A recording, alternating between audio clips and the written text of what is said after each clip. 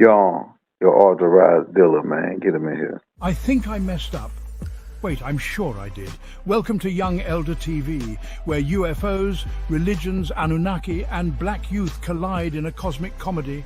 Meet Marcus, our fearless leader. He's an aspiring scientist and part-time alien enthusiast. Then there's Maya, his sister, a no-nonsense lawyer who secretly believes in ancient astronauts. Oh, and don't forget Grandma Pearl. She swears she had tea with an alien once. And finally, their quirky neighbour, Mr. Thompson, convinced he's a reincarnated god. With 3 million fans already hooked, Young Elder TV blends laughs with galactic mysteries. Ready to join the fun? Hit that subscribe button and dive into the cosmic chaos. Young Elder TV, where the stars align for comedy. Hey, hit that like, hit that subscribe button, man. We back at you, man, with another banger. They like, oh yeah, way young, Ben. Hit that like, hit that subscribe. It's been a whole week. We done wrote a whole book in a week, and that's what we've been doing, writing that book. We got this new thing where we can write a book simultaneously as we do the videos. Now for this new book, we got our references. Our references is the Holy Tablet. Is the #1 reference by Dr. Malachi Z. York, L.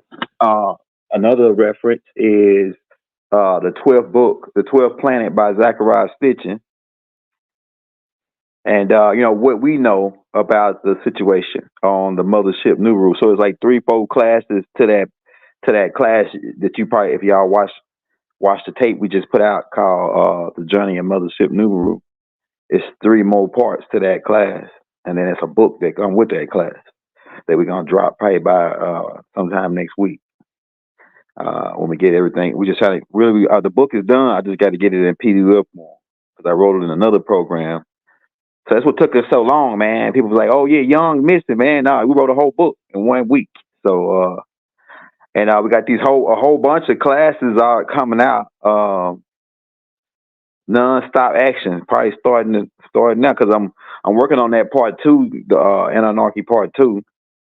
But we're coming on today to talk to you about the Galactic Gangsters, the Markabians. Now I got a tape, man. I got a tape that we believe to be a video of the underground base in Macon that was in Macon, because they was filming. They filmed.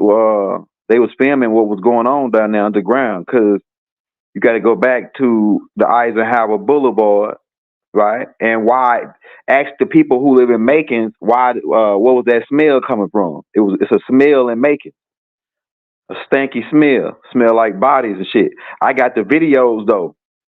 It's some gruesome stuff on that video, bro. That video will make you creeped out when you see what they was doing and how the humans working with these Greys, and they turning other humans over to the Greys, to the Markabians. Now let's go back. Funny story about these Markabian guys. Yeah, hey, that video, man. I can send you a short. I can send you a clip of it. I don't know if I can send you the whole video through email. But what I'm gonna do is I'm gonna do another video called The Underground Base, and I'm gonna post it on Patreon with the clips of that video, of the real video of how they showing how they put these humans in this solution, and they melt their body, and then they ooze it down into the tube, down into this big ass underground pool in this Markabian base, and then the Markabians, they go in there and swim around in it and absorb it through their skin. Yeah, man, I'm telling you, man. Email me, man. I'll send you a clip of it, like a 30-second clip of it. That should have creeped you out. You would throw your phone. You would be like, man, you would be creeped out. You would be creeped out, bro. I'm telling you, like the stuff I can't even talk about, like on YouTube, what they was doing underground right there in Macon, and then they moved it over to Puerto Rico, and then they got a base in West Texas in the desert. But going back, the government made a deal with these beings, and we told them don't mess with the Markabians. These guys are known as the Orion Crusaders, and they some aggressive little suckers, man. these guys come in pissed off. They already pissed off. They've been pissed off for about, man, at least 30,000 years. They've been pissed off for about 30,000 years, these guys. So I think the government made a deal with them out of fear. And these the same guys, like I said, that the government got into a shootout with at the, I want to say it was the Holland, Dawson, it might have been Dawson Air Force Base. They got into a shootout with these guys. Yeah, Mars Attacks. Some of the scenes in Mars Attack is actually real reenactments. So they put these movies out to keep us, you know, in this certain type of mindset to thinking that this shit ain't real. See, like, it's a scene now where a woman released a bird, a dove, and the Markabians take that as a sign of disrespect, so they start blasting everybody. They start blasting everybody. That shit really happened, man. That shit really happened. And they don't tell you about the 2-hour standoff at the White House in 2008 when Obama became president with the Markabians. Where they came with see that the leader of these guys, the leader of the Markabians, his name is I swear he got some kind of crazy name like that. But he really Krill. It's another dude named Crill. He the leader of the other group called the Rumardians. They all are origin from Mars, which is why Mars is in their name. Markabians, Rumardians, it's all there, right? Because they got engineered in this laboratory on Mars. And essentially, the Anunnakis, when they created them, because people talk about robots, these beings are really essentially robots, and they were used to go out and explore the galaxy on different planets and to find different planets that had minerals, so that later we could come and set up a mining operation there. And then we told them the original ones. The original ones is the Asgards, but the Rumardians, which is the new clan with Krill and them, we told them that once they work for us for a certain amount of time, we was gonna release them, and that we'll make a deal with them that we'll mix our genetics with them and create a whole nother hybrid race that'll be like a treaty between us, and that happened. And those beings are referred to as the Nalco. That's the beings that Yaku father come from. These big head beings, they hybrid Rizqians. They got the big gray looking head, but then they look human. They look more black, like the Rizqians, right? We'll get into a lot of this shit might go over niggas' head. There ain't. You can read the Holy Tablets for free in the links in the descriptions by the master teacher Dr. Malachi Z. York. A lot of this information is in that book, the Holy Tablet, right? And you gotta, go with what you know, because shit been updated to this point so far, right? But these guys had a 2-hour standoff at the White House, and the big tall one, the 7-foot one, he the leader, the one that wear the cape. The Krill don't wear a cape. Krill wear like a white, some kind of white. It look like a satin type cloth. It's like a turtleneck looking top. It's like a long robe. And it's like a turtleneck top, but it's like a pantsuit too. That's what he wear. But his brother, he wear like a latex black green suit with the cape on that bitch, right? And he got like some things around his neck. It's like some little like crystals in his cape in the top part. I don't know. I guess that's for his breathing device or something. I don't know what that's for. Or like some kind of shield or something, generated shield or something, right? But they came in the bus up in the White House and go to the Oval Office, and the two he have a couple of them little ones with him. He control them like remotes, like a robots, like little robots. The big one control the little ones, like he tell them what to do, like telepathically, right? And so they bust up in there. He waved his hand. And the two little ones grab the president out of his desk and hold him up. Then the big one, he goes sit down at the president's desk. And then they doing something. They had a Hindu dude. I guess there's some funny shit, man. Hey, a lot of this shit, y'all think y'all be making shit up, but you're gonna wonder why Obama's hair was gray. After a couple of weeks after he got into the office, his hair turned gray, and he's smoking a pack of cigarettes a day. Nigga was smoking a pack of cigarettes a day after that shit. Yeah, because them guys, that guy, every time that dude waved his hand, he waved his hand, and they grabbed Obama and threw him on a desk and was getting ready to probe him. And they was asking the Hindu dude they had with him. He was dressed like him, but he was a human. He was a human, and he could translate whatever they were saying. So he said, when that dude would say something, right, some shit like that, and they'd be like, "What he said?" He said, "Everybody get the hell down right now. Everybody get the hell down on the ground." Right. Meanwhile, because I'm writing a book on this right now. It's called The Markabians, the Galactic Gangsters. One of them Greys wandered off into the west wing of the White House, and he found freebasing equipment. And he fired that shit up. And when he hit that shit, all of a sudden he was stuck in that west end, staring out the window and shit, just looking people out the blinds. They thought it was somebody like one of the little kids or something at the White House. The little Grey peeking out the window after he hit that shit. He was stuck in that room for a while, man. Yeah, they ended up capturing his ass. That one that got stuck in that room, they hit that freebase equipment. They got freebasing equipment at the White House. Yeah, man. For y'all know what freebasing is, somebody drop it in the chat. Right? Meanwhile, the dude waved his hand. They grabbed Obama and put him on the desk, the two little ones. And you got to keep in mind, these them four finger jokers, man. And they little as hell, maybe 90 pounds soaking wet. But them jokers strong as hell. Because you got to keep in mind, where they come from on Beetlejuice, they got strong gravity pulls on their planet. So 10 pounds on their planet is like 200-300 pounds, right?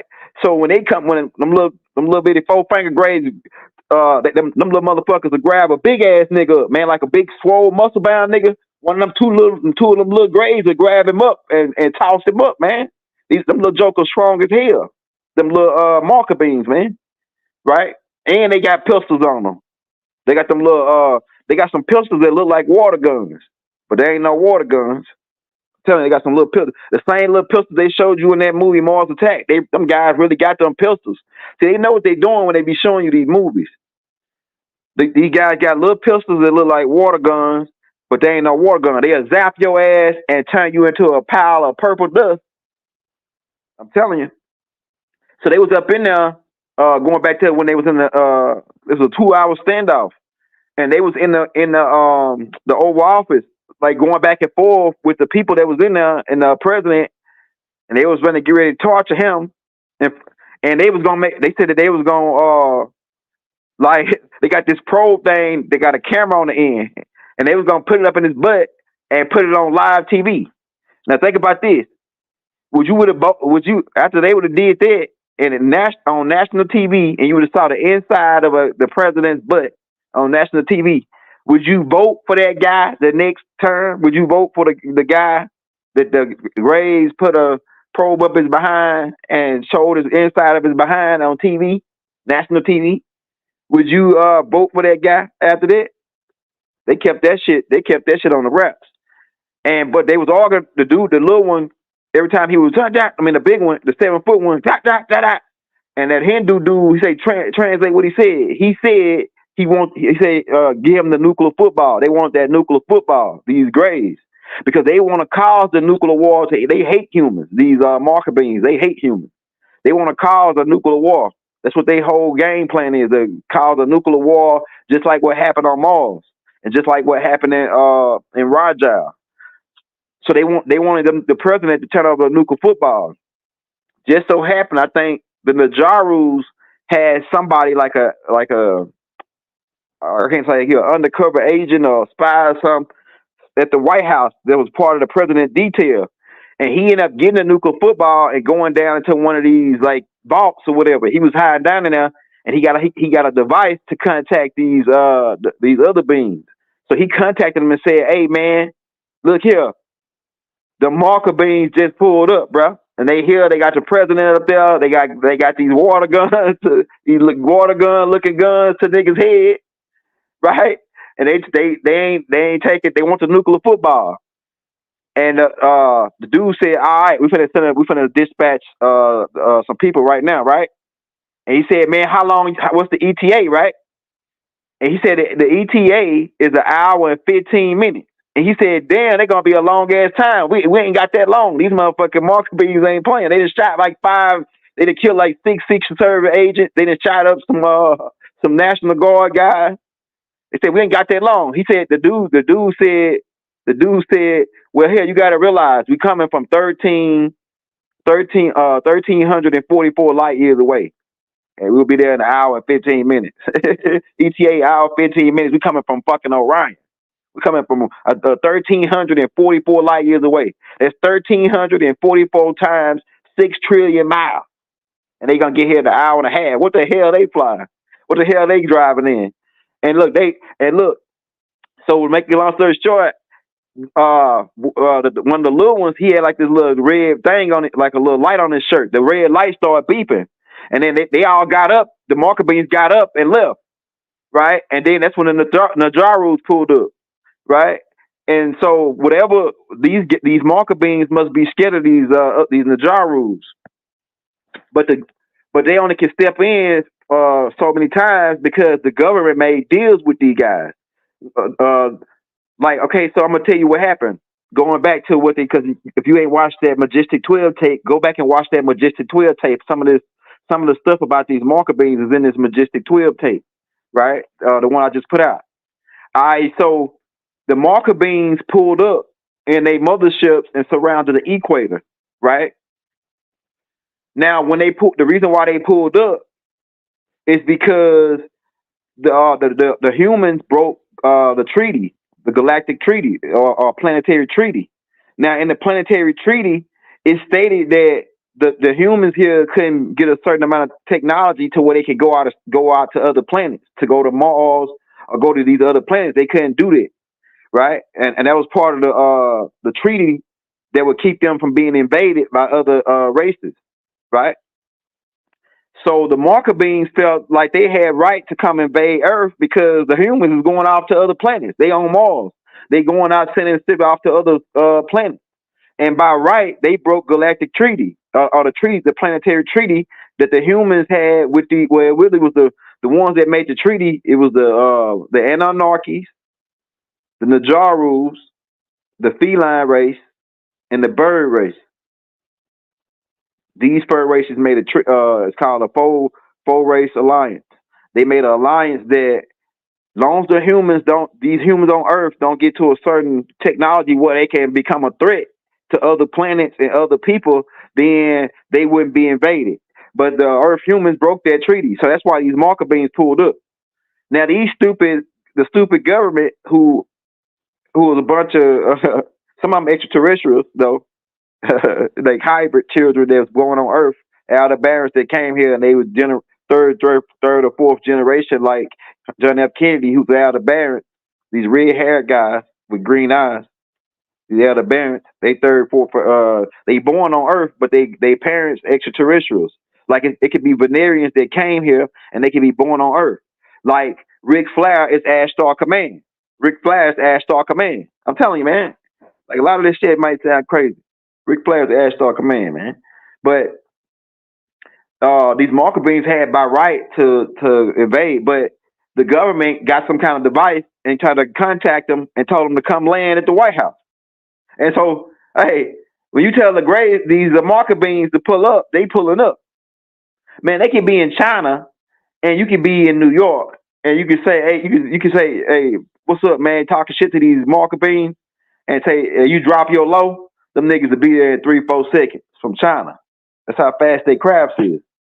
They be up, so they pull up, get out, they come in. Like I said, they wanted that nuclear football. But like I say, it's people that they scared of, that they technology ain't as advanced as the Nadjaru or the Asgards.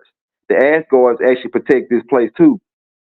So then, after that happened, it was a galactical meeting after that, and the Markabians was in there arguing their case that they got right to invade Earth because Earth humans have broken the treaty. So I don't know how they end up finagling, how the Galactical Federation end up finagling it to say, oh yeah, well, we're gonna do something. Oh yeah, I know what they did. what they did, I think right after that, what they did is that's when they set up the Nick. So these blue avians, they got these spears, like these drone type spears, where they can go out and they can set like 1,000 of them out, and they can surround your solar system and create a net to where you can't get in and out. And that's what happened. And so the people that was outside of that net, they got trapped on the outside. All the humans that were part of that dark space program with the Fourth Reich and Hitler and them, they got trapped outside of the solar system. And then that's when Nibriu pulled up. And now this solar system is under galactic judgment now. And so a lot of shit is being lined out. That's what you're seeing right now. A lot of stuff being lined out as far as these extraterrestrials running the government. Yeah, Rick Flair, woo! Rick Flair is kin to She-Ran, man. Rick Flair's Astar Command. It's a whole bunch of, man. It's a whole, like Doc used to point them out. Doc used to point them out all the time. The extraterrestrials. He used to point them out all the time on TV. He used to say, "Oh yeah, that dude there, extraterrestrial." He used to point them out. See, because they put them on TV. They put them on the movies. They put them in Hollywood. They take them to the NBA. When they take them to the NBA and put them in the NBA, and they pay these guys.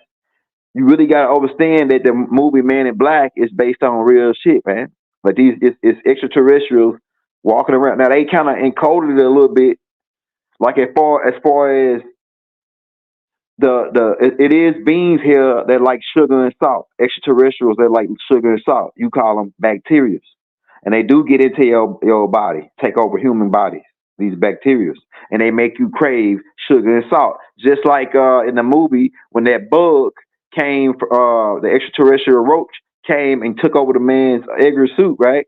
And first thing he requested was sugar and water. Yeah, parasites. That's another name for them. Parasites. So extraterrestrials can be from a microcosmic level to where you can't even see them with the naked eye without having a microscope, all the way up into a mega size as big as 25 feet, like some of the Dragonian reptilians, right? But these Markabian Greys, man, the government's stupid for even trying to make a deal with them. These guys are disagreeable. If they made a deal with you some kind of way, they was finagling you some kind of way. And doing a deal with the Markabians is like doing a deal with the mob. Once you're in bed with them, you in bed. These are the same guys when they crashed their ship. They crashed their ship, and they had human body parts on that shit, man. They had human body, like arms and legs and shit. Now you gotta think about this. Back in the day in Jamaica, and it's still going on kind of like right now in Jamaica, in some of the parts, they got what they call the chicken man. The chicken man go around selling chicken. Right, he got legs and thighs. Some days he might have the whole sitter, the whole chicken. You can get the whole joint, right? The whole yard bird, right? The yard pimp, yard bird, right? You get the whole joint. Now imagine galactically if you had some beings that come and hunt humans, and they think humans to be chicken, and they get their arms and legs and they go sell them, and they really the chicken man in the galaxy. They the chicken man. You gotta start seeing what's going on here, man. They look at y'all just like y'all chicken and hot dogs and shit. These Greys, right? Now, I saw somebody on the chat the other day. They were in the Man in Black tape. They were saying, "Oh yeah, well that one of the crafts they shot down. Yeah, one of the crafts did get shot down, but the Roswell crash." It didn't get shot down. That's the one that crashed during the magnetic storm. That's the one that crashed during them guys were sent here by them guys that crashed were Rumardians. And they got sent here by Crill. Right? They got sent here by Crill, right? And they was coming here to do research, and they got caught in a magnetic storm and crashed. I think the ship crashed right outside of Roswell, and then they tried to right in Roswell, and they tried to take off again and crash landed. And they found 3 bodies, and one was still alive. Now, right during this is when they a little bit later, Crill, they met Crill because Crill came and asked them for the ship back and the people. He wanted the people back he He wanted his people back, the bodies, and the live alien, and he wanted the ship. But the government went turn it over to him. And they said that, well, what we'll do is, if you give us some technology, they told Crill, if you give us technology, we'll give you the stuff back. But Crill gave them a little bit of stuff, but they never did give, I think it was Truman. He never did give the equipment back to the Greys, to Crill and them. So I think Crill and them put him out of his misery for playing games with him, right?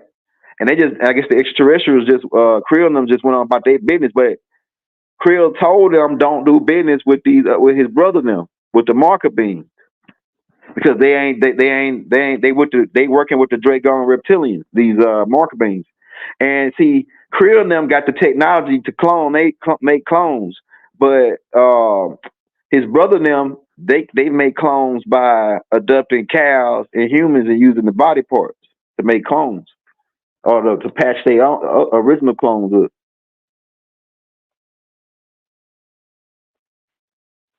Yeah, so yeah, but so the ship that got shot down is when they shot the Markabian ship down, right? Because that was during the time where the Markabians got in a shootout with them at the base. Because they told a dude, I think Barb Lazarus tell this story. They told essentially, they like using words like this, essentially. You know what I'm saying? Essentially, what happens is they were having a meeting with these Markabians, right? And the Markabians told them, don't come inside of this room with no projectile type weapons, because the device we using to translate to you, it'll make those projectile weapons fire. So I guess the government was like, because everybody had already told them, don't trust these guys, the Nadjarus, the Anunnakis. Everybody told them, don't trust these Markabians, and they didn't listen. And I guess they did listen. One of the guys, because he brought the gun in there with him, and they didn't listen to the Markabians when he brought the gun in there with him, and the gun went off. When the gun went off, they pull out their water guns. They look like water guns, but they ain't. Like I said, they pull out their plasma weapons that look like water guns. They blast like 65 people up in that joint, and then they rush out to their ship and try to get away, and that's when the government shot them down. That's when they get shot down. That's when they shot the Markabians down, right? Another the Grey that was living, they ended up working with him and ended up giving him a nickname named J-Rod. And they said that he was there for a couple of years, but I think one report said that Grey was there for almost 20, 30, maybe even 50 years working with them since Roswell, and he didn't die until like the 2000s. They were trying to help. See, they people suffer from a thing called radiation syndrome on his planet because of the nuclear war that had took place, right, between the Markabians and the Greys, the Rumardians, right, and they needed a cure for they people, and that's why they would come to Earth to try to get genetics from the humans. So the government was trying to help them, trying to figure out a way to cure this dude so they can get and if they would have helped him, they can get that and say, oh yeah, see, we got the cure for y'all, and you can take this back to your people. But I'm saying to myself, these Greys about at least 50,000 years ahead of y'all in technology. You think that they ain't got no shit to cure themselves? They gave y'all all the cures for the cures on y'all planet. And so I think that was part of a game, because they did say that Grey, he lied a lot. And the reason why is because he didn't want the government to get none of their equipment and know about none of their shit.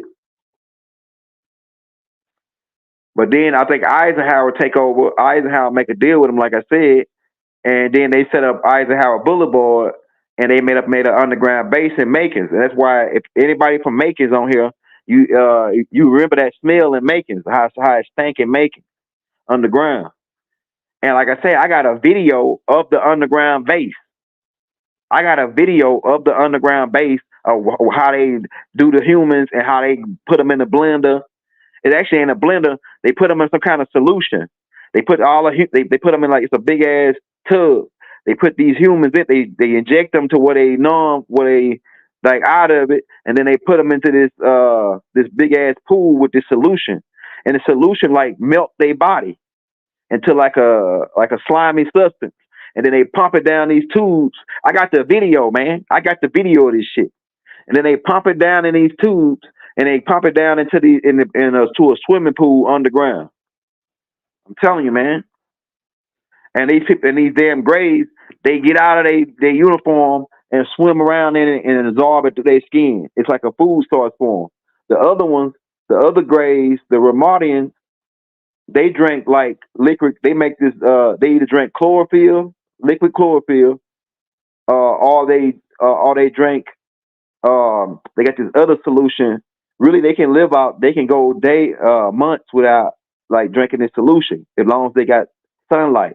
Because the Rumardians, they can take in sunlight through their eyes. They got these so big old huge black eyes. They got, if you look real close at their eyes, it's got like little nits, like a solar panel, and it can absorb sunlight. Versus the Markabians are allergic to ultraviolet light. They're allergic to ultraviolet light. So when the government captured some of these beings, they took them to Area 51, S4, and every time they would try to interview them and they wouldn't want to tell them what they want, they'll turn that ultraviolet light on them and burn them. They'll burn them, right? Because these Markabians can't come out in the daylight. They're allergic to sunlight. Because they got the reptilian genetics. The reptilian, it was 200 kingdoms of the Greys. About 70 different species with 200 kingdoms. But what happens is the reptilians during the war, they conquered out of 200 kingdoms, they conquered 70 of the kingdoms and turned all the 70 kingdoms of the Greys to join on with them, to join on with the Republic. So some of the, like I say, all Greys ain't good Greys. And like I say, the Markabians, how they look different. They look meaner looking. They, like I say, they come pissed off. You guys are already pissed off. And they've been pissed off about 30,000 years. They hate humans. They eat humans. They grind them up. They blend them up. This type of shit, right? And these guys known for blasting. They shoot first at the Markabians. They pull up. They talk. They do business, and they got their gun out. They got their gun out while they doing business. When they was at the Dorset Air Force Base meeting up with the government, they had their guns out, and they told the government, "Don't bring no guns in. Don't bring none of them projectile weapons up in here, cause we got some shit that'll blow your ass up, turn your ass into a purple powder." You know what I'm saying? They got some shit that look like a water gun that'll turn your ass into purple powder, nigga. They zap your ass with it like a bolt of lightning come out the front of that bud, and when it hit you, boom, it like it just evaporates your body. Right? It's a certain type of plasma weapon, and they can adjust it. They can turn it down to where it stun you, and it's how you stun where you just get took out, like you pass out, like getting stunned by a high power stun gun. Or if they turn it up to full blast, it'll turn you into a pile of dust. One of them supposedly, and the government supposedly got all this shit on tape. Yeah, they got this shit on tape, man. The shit that happened at the White House with Obama, and the stuff that happened, they got all this on tape because they got cameras at the White House, right? They got all this on tape, man. Supposedly one of them little Greys, I guess he wanted to be funny or something. He fucking turned that motherfucker down and shot a guy's nutsack clean off, man. Turned that motherfucker down to where we just barely grazed him, right? Man, these Greys, I'm telling you, these Markabians, and like I say, the two main races is the Markabians and the Rumardians, but it's other races. It's because it was 200 captains, 200 7-foot. It was 200 original 7-foot Greys, and some of these Greys were a part of the Igigi. The Markabians were part of some of them Markabians were part of the Igigis. The Igigis were a mixed race. Because people were saying, oh, the Igigis were this. I heard a lot of things. And what about the Igigis, right? Well, the 200 Igigis were a whole bunch of freaks. Freaks, man, that a new kicked off of Nibriu, man. And he played them. You know how Nibriu got them? It was 300 of them originally. And people say, oh yeah, well these Igigis, they didn't come down, they stayed in the sky. Yeah, they did come down. Eventually they came down, these Igigis. But when they say they stayed in the sky, they stayed on Mars, these Igigis. They didn't stay manning the mothership Nibriu. They was on the mothership Nibriu, working on the mothership Nibriu, but a new got rid of him. He flushed the toilet of Nibriu onto Mars. And it was a guy that was ahead of these guys. It was a guy named Anzu. Now, who is Anzu? Anzu is Murdoch's uncle, right? It all makes sense to you how Murdoch get in charge of the 200 fallen niggas. It's because his uncle was in charge of them first. His name was Anzu. Anzu is a Leilu's son. Damkina is a Leilu's daughter, and Anzu is Damkina's brother. Damkina is Inky's wife, who is Murdoch's mother. Right now, I'm putting it all together for you. Damkina was part Nomos. Damkina was part Nomos, so they would make Murdoch will be Dragonian from his grandma's side, which is Inky's mother, Heidi. He'd be Anarchy.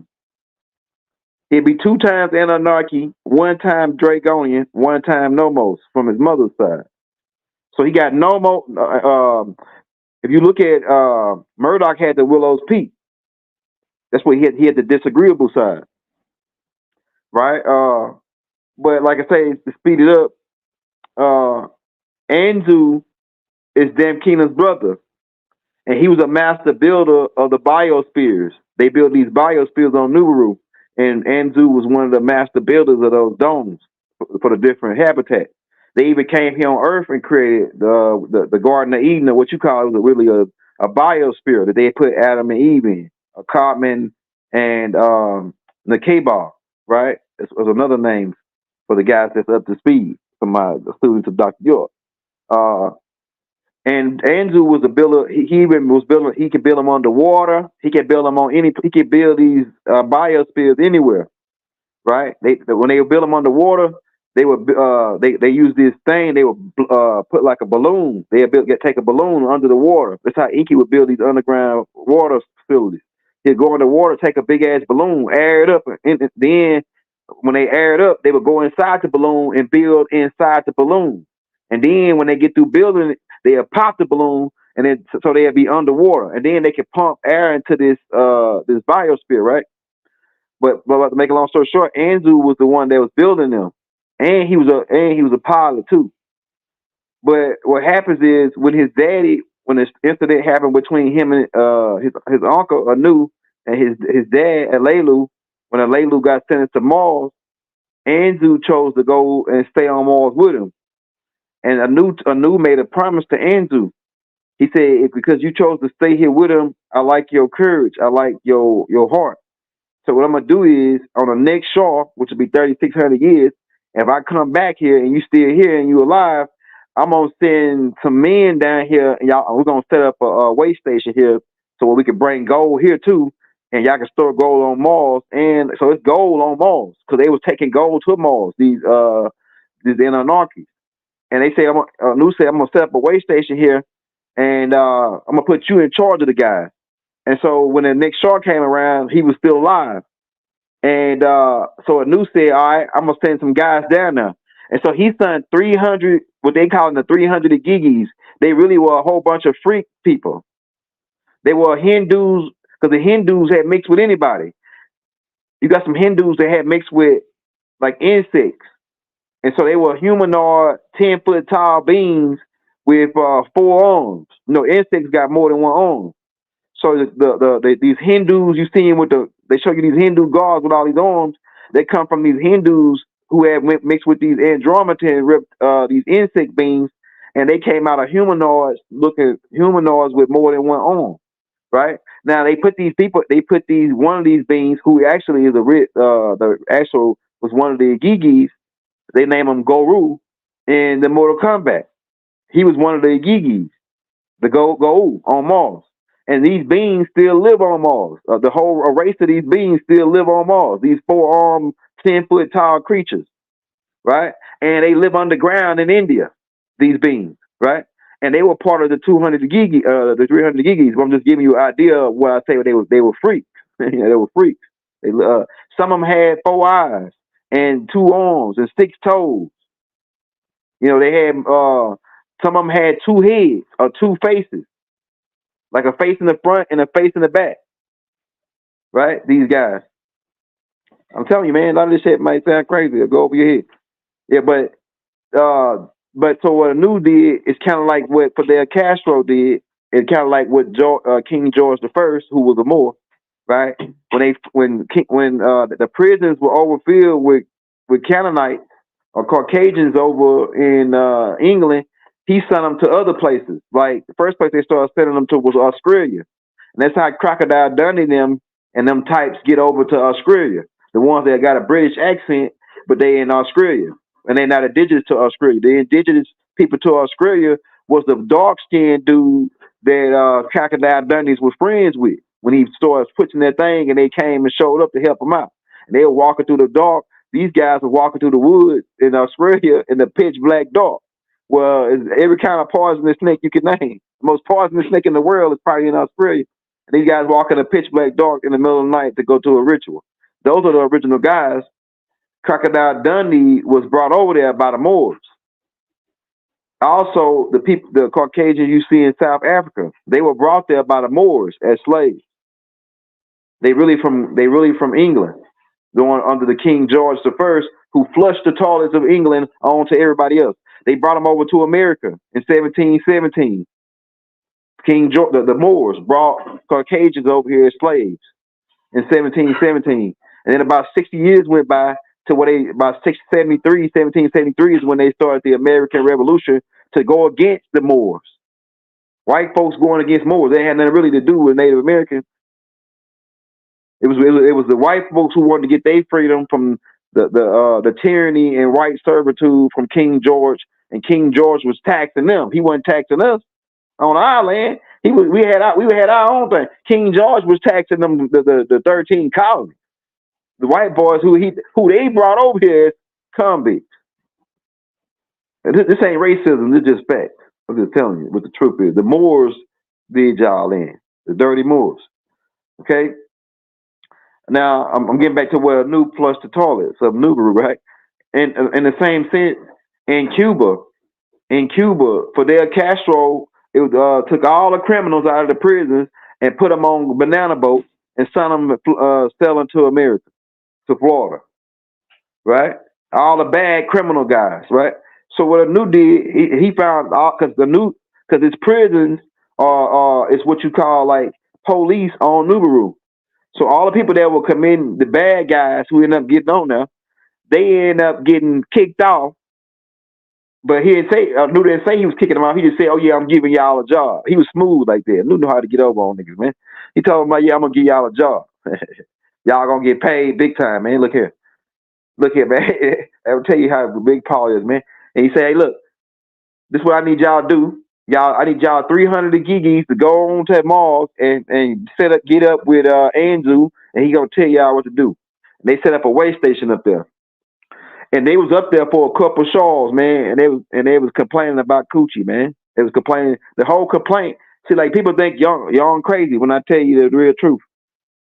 The 200 people, it really was 300 of them, but the reason why they say 200 is because 200 of them got invited to Murdoch's wedding. And that's when the incident went down where they took coochie. Genesis chapter 6, man. It's right there. You can go read it yourself. They took wives. They took coochie. Because they had been complaining the whole time to Murdoch about coochie. But at first, like I say, Anzu was over them. Well, now, Anzu ended up getting de facto and sent to the underworld. And how that happens is one day, they got a chick to go to Enlil's spot and got Enlil to get into his pool, and she was out there finagling him in the pool while Anzu snuck in his room in his little coochie, man. They were trying to get some coochie. Anzu's while keep in mind these people are humans. The Anunnaki are humans just like you and me. They've been around a long ass time. Imagine this. Imagine the humans develop, and they got this already. All they got to do is just keep building on it. They got what they call a Noah's Ark. Now imagine if they built that into a planet like a round shaped ship, right? That would be a planetary ship. That's what the Anunnakis did. They started building Nibriu out in space, putting piece by piece. They would fly their ship up, build it in space, so they got the whole ship built, and then they activated it and launched it. What Nibriu is a big ass cruise ship. That's what it is. And man, if y'all ever been on a cruise ship, anybody here that been on them cruise ships, right? The Carnival, the Royal Caribbean, all these different cruise ships, right? Now, Matt, you know how big that cruise ship is. That's a big ass ship. That ship like a damn city on. It's like a city on water, right? Now, imagine if you could take about. See, I can't even say a million of them because that wouldn't even be enough to a Nibriu. You could take 8 Earths and put them inside a Nibriu. So just imagine imagine a big ass cruise ship that's big 8 times bigger than your planet. That's what Nibriu is, a big ass cruise ship. On the inside, it's decked out like a cruise ship. Especially the top dome part where the Anunnakis live it's decked out like a cruise ship. But back to what I was saying about the 200 Igigis, because somebody was asking that question. And like I said, the Markabians are part of the Igigi, so all this tying together. They was on Mars for about 10,000 years, maybe longer than that. About 3 or 4 shores went by. A shore is 3,600 years, right? So you niggas out there going 2 weeks without some coochie, a month without coochie, you think you're having a hard time. These guys went shore. A shore is 3,600 years. Can you go 3,600 years? Man, you'll be died 9 times and came back to life with no coochie. Man, I'm telling you how long these guys was waiting without coochie. I'm telling you. So what they did is, and you go read it again, and you'll see it. For people think they're young, just be making shit up, or he just got a twisted mind. Nah, this is the truth, nigga. This is what they should have told you. They told you about the war in heaven, and they said the Lucifer got mad, and Michael beat him, but they don't go into why they got into it. I say, oh yeah, I heard something say, nah, man, that ain't why they got into it. They got into it because these 200 fallen didn't want to bow to Adam. I said, yeah, that's one part of it. That's one perspective. And then the Quran go in a little bit on that. But the Torah, which was before the Quran, say that they came down and took coochie. It don't say coochie, it say wives, because they wanted to be nice. But if you take wives and they don't want to be your wife, that's rape. And so if you raping, you taking coochie. Come on, man. Y'all ain't put that together yet? These guys was so they was up there on so long, they started getting booty with each other. And then let me tell you about these but to make a long story short about the Markabians, about the 200, I want to talk about the Markabians some more. The 200 Murdoch ended up marrying Shamgazu's daughter.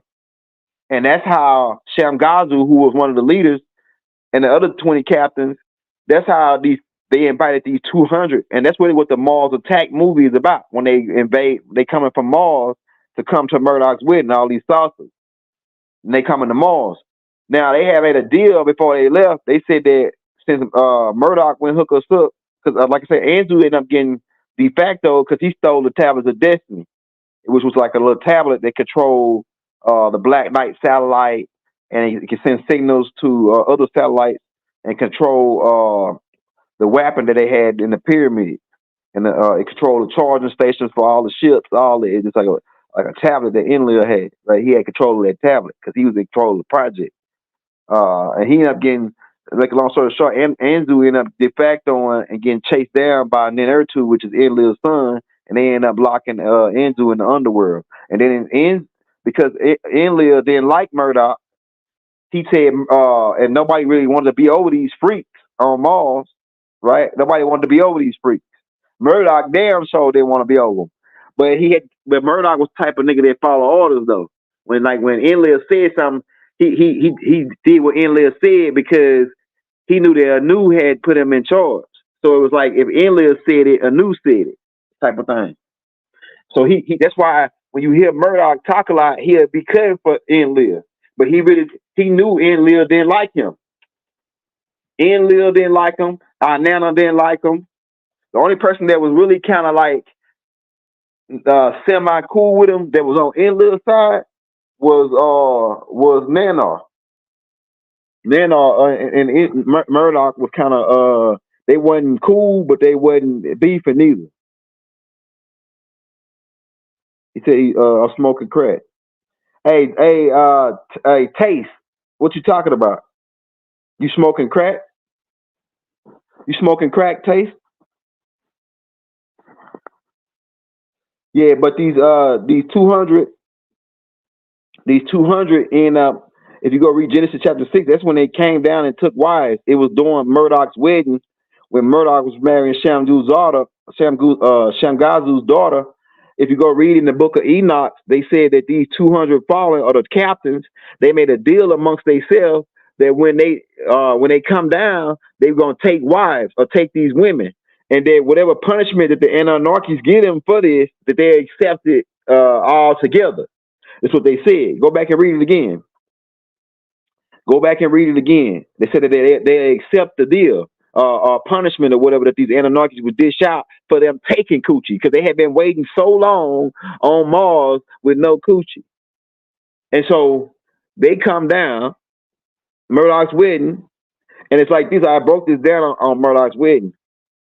They were the type of guys, say like you a dude, right? And you be getting the girls, and you got some homeboys, they can't get no girls. So they always coming to you, telling you, man, hook us up, man, get us in the game, right? So Murdoch was that guy, the guy that had all the girls, and these ugly guys were like the niggas that he got stuck with to hang out, the babysit. He really was babysit the 200 fallen niggas, because Enlil put him over these niggas, and he didn't want to be over.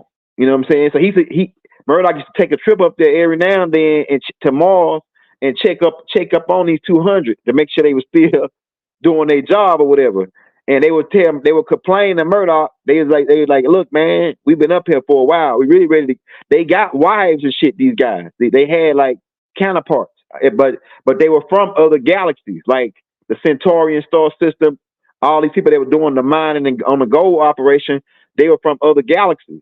They just came here to work as miners. It's like say if you were a worker that did the oil field or something like that, and you might be from Louisiana or Texas, but then you might go to Oklahoma to do like a pipe job or all outlets or whatever they call it on the oil field, right? So you might be up there, stay in the room, and just work up there for about a month or 2, 3 months, get that money, and then come back to the crib. So that's kind of like what these guys was on. They went to go get the money, and then they gonna go back to their crib. They gonna work a couple months. Months would be a long ass time for them. Months would be like 300 and something, 400-500 years for 1 month, right?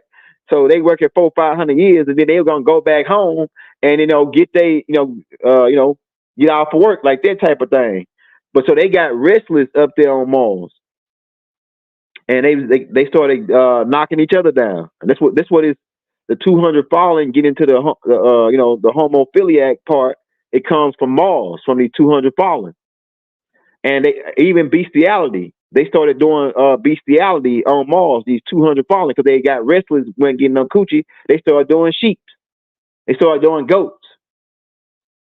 These guys, so bestiality started on Mars, homosexuality started on Mars, and then that's later on, after so much time went by, that's when they got invited to Murdoch's wedding. They came down, Genesis chapter 6, took wives, took coochie, raped these women, and had kids by them. And these kids were giants. Why were they calling them giants? When I say giant, right?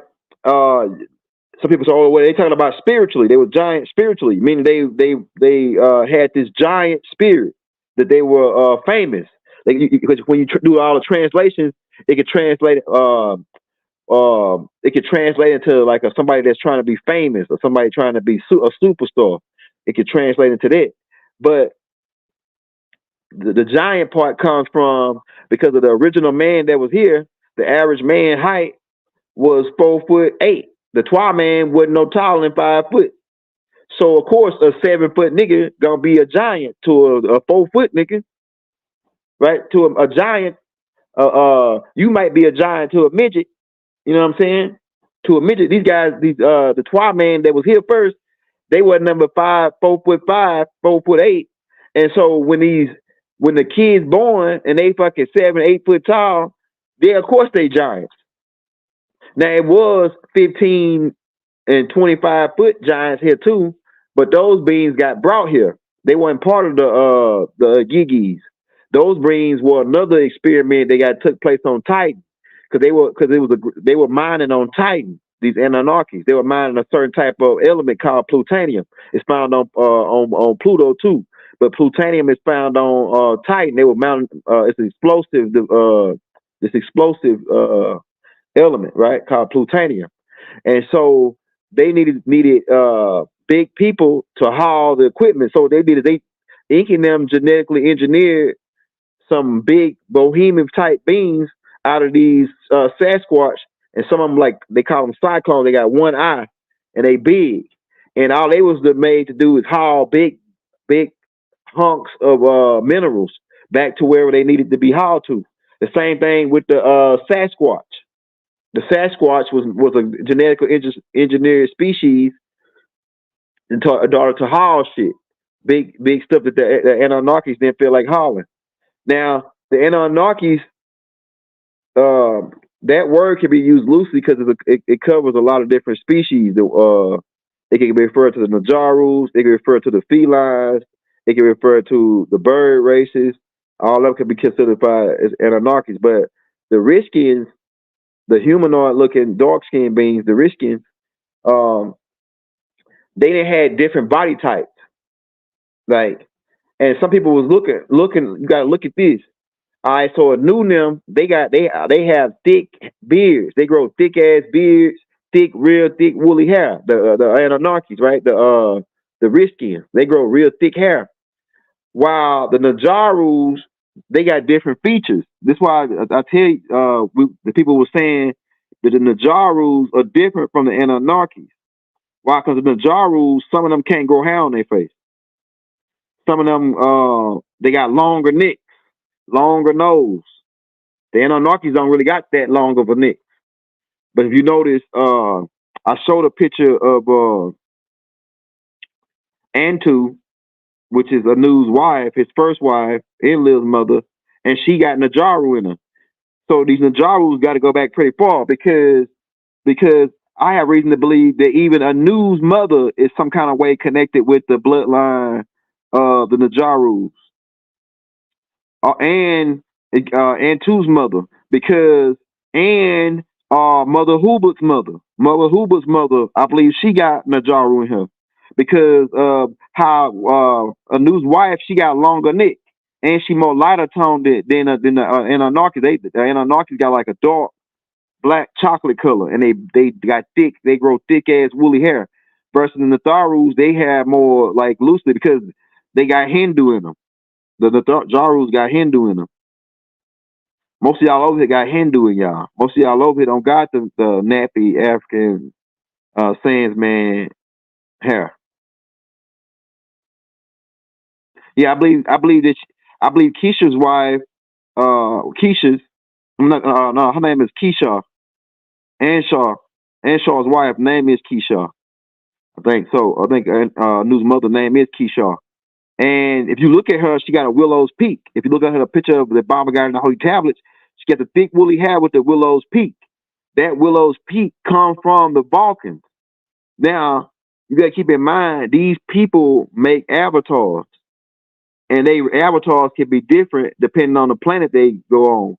But most time, their avatar look the same. They keep the same type of looking avatar. So they got more than them bodies is just like clothes to them. This body you got is a suit. The real you's on the inside. The real me is the sound that you're hearing. That's me. This body is just a suit that I'm inside of. I know we're going all over the place. But a lot of the Markabians, people was asking why did the Markabians don't adopt Nubians? It's because they can't adopt Nadjarus. The Markabians can't adopt. Man, they scared of y'all. The Markabians really scared of Nadjarus. it's a treaty saying they can't fuck with you, so they adopt only certain bloodlines from the Caucasian persuasion.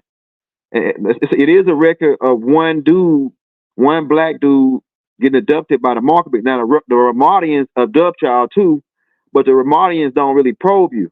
They abduct Pacific people, and then they might take them to like a room they got on their ship, on their mothership. They got this big, huge room that's like a big auditorium, and it's got a whole bunch of TV screens in it, like look like the old style computers. And then they'll sit you in front of it, and they put this thing on your head, and they make you watch uh this film. And if the film is like usually something from the future, like they might have went to 2030 and recorded some footage, and then they brought it back, and then they played on the screen and got you in there watching it. And then what they'll do is they'll wipe a certain part of your memory to where you'll forget. You won't forget what they showed you, but you'll forget them abducting you. But you all of a sudden think that, okay, I had this dream about something that's gonna happen in the future, but it really be the Markabians, or these Rumardians that abducted you, and they made you watch this screen, and it really wasn't no dream. It really was them making you watch this. Something's gonna happen in the future, so you could come back and tell the people. And that happened. Doc said that happened to him. I heard a couple of people said they happened to them, but I know Doc said it happened to him, where they used to make him go watch the screen, and then he come back and say, "Oh yeah, this is gonna happen. This is about to happen," and then boom, it happened. And then people say, "Damn, Doc, how you know that was gonna happen?" He said, "Damn, the Greys told me." He because Baba started remembering. I'm gonna tell you how you can one sign that you've been getting abducted. A lot of y'all might have a lot when you start having real bad nosebleeds all the time. You probably recently just got abducted. When your nose just started bleeding all the time, real bad. It's out of nowhere. A lot of y'all be having them dry nosebleeds. You ain't just having them for no reason. You having them because some of y'all having them because you blowing your damn nose too hard. You got dry, but some of y'all are having them because y'all been abducted. I'm telling you, man. You have nosebleeds. Your ears be ringing a lot. Your ears be ringing where you hit his beat, and then it feel like your eardrums about to bust, and then it go back. Any of y'all ever had that? It's Tony Sparks on Iron Man with he seen visions of the Eternals. Is that Tony Sparks on Iron Man? I can't see he got that heart right there. When he seen, I don't know about that part. I don't know. I ain't really. I watched Iron Man before, but I ain't really too. I'm gonna go back and watch it again. Yeah, the ringing in your left ear. Some of y'all have it in the right ear, and it feel like your eardrum's about to pop. It's like a. It feel like your eardrum getting like you have to take your ear like that, right? And then it'll stop, right? Now, so a lot of y'all have been abducted. That's why that you getting all this stuff, or you just feel like you come back. You feel like, damn man, I know that I've been asleep. Like it don't feel like I've been asleep that long. Like it feel like you only been asleep 5-10 minutes, but you went to sleep at like 8 o'clock, and you woke up like 6-7 o'clock the next day, and it only feel like you've been asleep like 10-15 minutes. You be like, damn man, but you don't feel tired though. You don't feel tired. You just feel like, man, I hadn't been asleep that long. And usually you've been abducted, because what happens is they can bring you back at the same time they take you. Say if they was like right now it's 10:19 right now. Some people is 11:19 where you at, right? 11:19. So they can pick you up at 11:19 right now, and you be gone for 2-3 days, and then they'll bring you back at 11:15. I mean 11:18. They can bring you back a minute before they took you, and bring you back to the same reality. And that's happening to people too. They waking up and they having time lapses. They missing time. Like I know for sure, man. I only been asleep 15 minutes. That's what it feel like. And that usually y'all have a lot of time lapse. And like I say, most of y'all that's coming back that's not having bad experiences. Usually you get abducted by the Rumardians. The people that's being abducted by the Markabian, the Galactic Gangsters. Now they have a different story. They coming back saying, "Man, they took me up there. They tied me up. Man, they pull out something, rammed it up in my butt, you know, and they another one while he was ramming up in my butt, some other one was tickling my testicles, and man, these goddamn there was some freaky Greys. They get abducted by freak Greys. Greys abducted, man, they fly. These Markabians fly over 1,300 light years just to probe a guy for fun. For fun, I'll tell you, they get amusement. These Greys get some kind of energy off seeing humans in pain, and they be making you they'll torture you, and then when they get through torturing you, because these Greys they eat these Markabians they harvest the adrenaline chrome for these reptilians. That's what this is all about. That's what this is all about. These Greys, when they get the humans,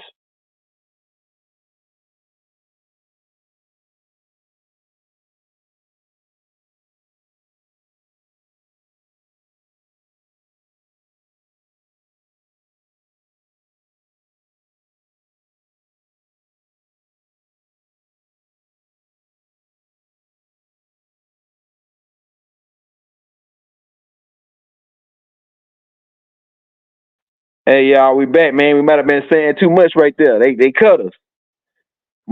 They might not want us to say that part about these Greys. They just cut us off, man. What I was about to say then, they probably didn't want me to say that. And I forgot what I was about to say too. They cut that. Yeah, but these Markabian Greys, oh yeah, that's what I was about to say. They don't cut me. Alright, so the Markabian Greys work for the reptilians, Dragonians.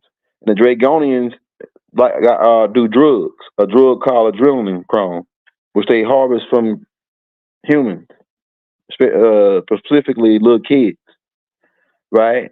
And so these Greys, what they would do is abduct these kids and scare them, and then pull the adrenaline chrome out of them. And sometimes the kids don't get released back because the Majestic 12 said that a lot of the people that y'all say y'all abducting, we ain't got no record of them. They don't never come back. It's because once they harvest them for the adrenaline chrome, they use the body parts and sell them and cook them or put them in their blender and eat them. Right, so they take their adrenaline chrome and then they got tubes of this shit, and then they deliver that to these reptilians. I'm gonna tell you, man. A lot of people think I got some of this. I got a lot of this shit on tape. I got the Markabian. I'm gonna put this shit on Patreon. The Markabian Grey base. I got videos of reptilians, of humanoid reptilians during the full moon, going to these secret military bases, and they hunt. They get these kids and humans, and they release them in this. They got this infantry, like in the military, they got this training ground for infantry where they go out there and they train with the infantry, right, in certain type of environment. Well, on certain bases, they got a private place where you can't even go. It's gated. You can't even get in there. And then when you go up in there, they look all out of your car with like cameras and everything just to get up in this place. You got to go through 3-4 checkpoints. Then when you get up in there, it's a private like camping ground. And you're like, damn, what the hell's going on here? And come to find out, the reptilians go over there. They release these kids up in there, and these reptilians shade shift and hunt these children. I got this shit on tape, man. And they film it from a helicopter. The government filmed it from a helicopter with infrared cameras in the middle of the night. They film these reptilians while they shade shift and chase the human while they scare them up real good. And then they chase them for about like 10, 20 minutes. And then once they catch them, they rip them apart. And they rip them apart like ripping an arm off a chicken, man. They all jump in and maul them and rip them apart. I got this on tape, man. I got this shit on tape. Matter of fact, if you don't believe me, I got a clip of it right now on my YouTube. Go back on the video side, scroll all the way there, or you can go on the playlist to the Galactic Family of Life playlist, right? And then scroll all the way down to a tape called Reptilians Hidden in Plain Sight. On that tape, I show one of the Huns on that tape. One of the Huns where they show the infrared, where they chase this human. And look, they gave this dude, the government or these on the base, They gave this dude an M16 and one of them 40 Glock pistols that they use. One of them Berettas. They gave him a Beretta full with a whole bunch of bullets, and they gave him an AR-15, an automatic M16, man. And look, he was shooting. Hey, look, he was shooting. He was shooting at them things, and that bullets didn't even pierce their skin. The bullets didn't even pierce their skin. So the guns they selling us, they not even gonna work on these reptilians. You gonna be shooting at them things, that ain't gonna do nothing but piss them off, man. Like if you from Louisiana, you know about hunting alligators. You can't just shoot an alligator anywhere because his skin like bulletproof. You gotta shoot them in a certain spot behind their neck. Anybody that know about hunting them gators, you gotta shoot them in the they got a soft spot. Hey Josie, I'm glad you say that because it is one way you can kill them. You got to stab them, and they got two stomachs. These reptilians got two stomachs like a cow, and you got two hearts.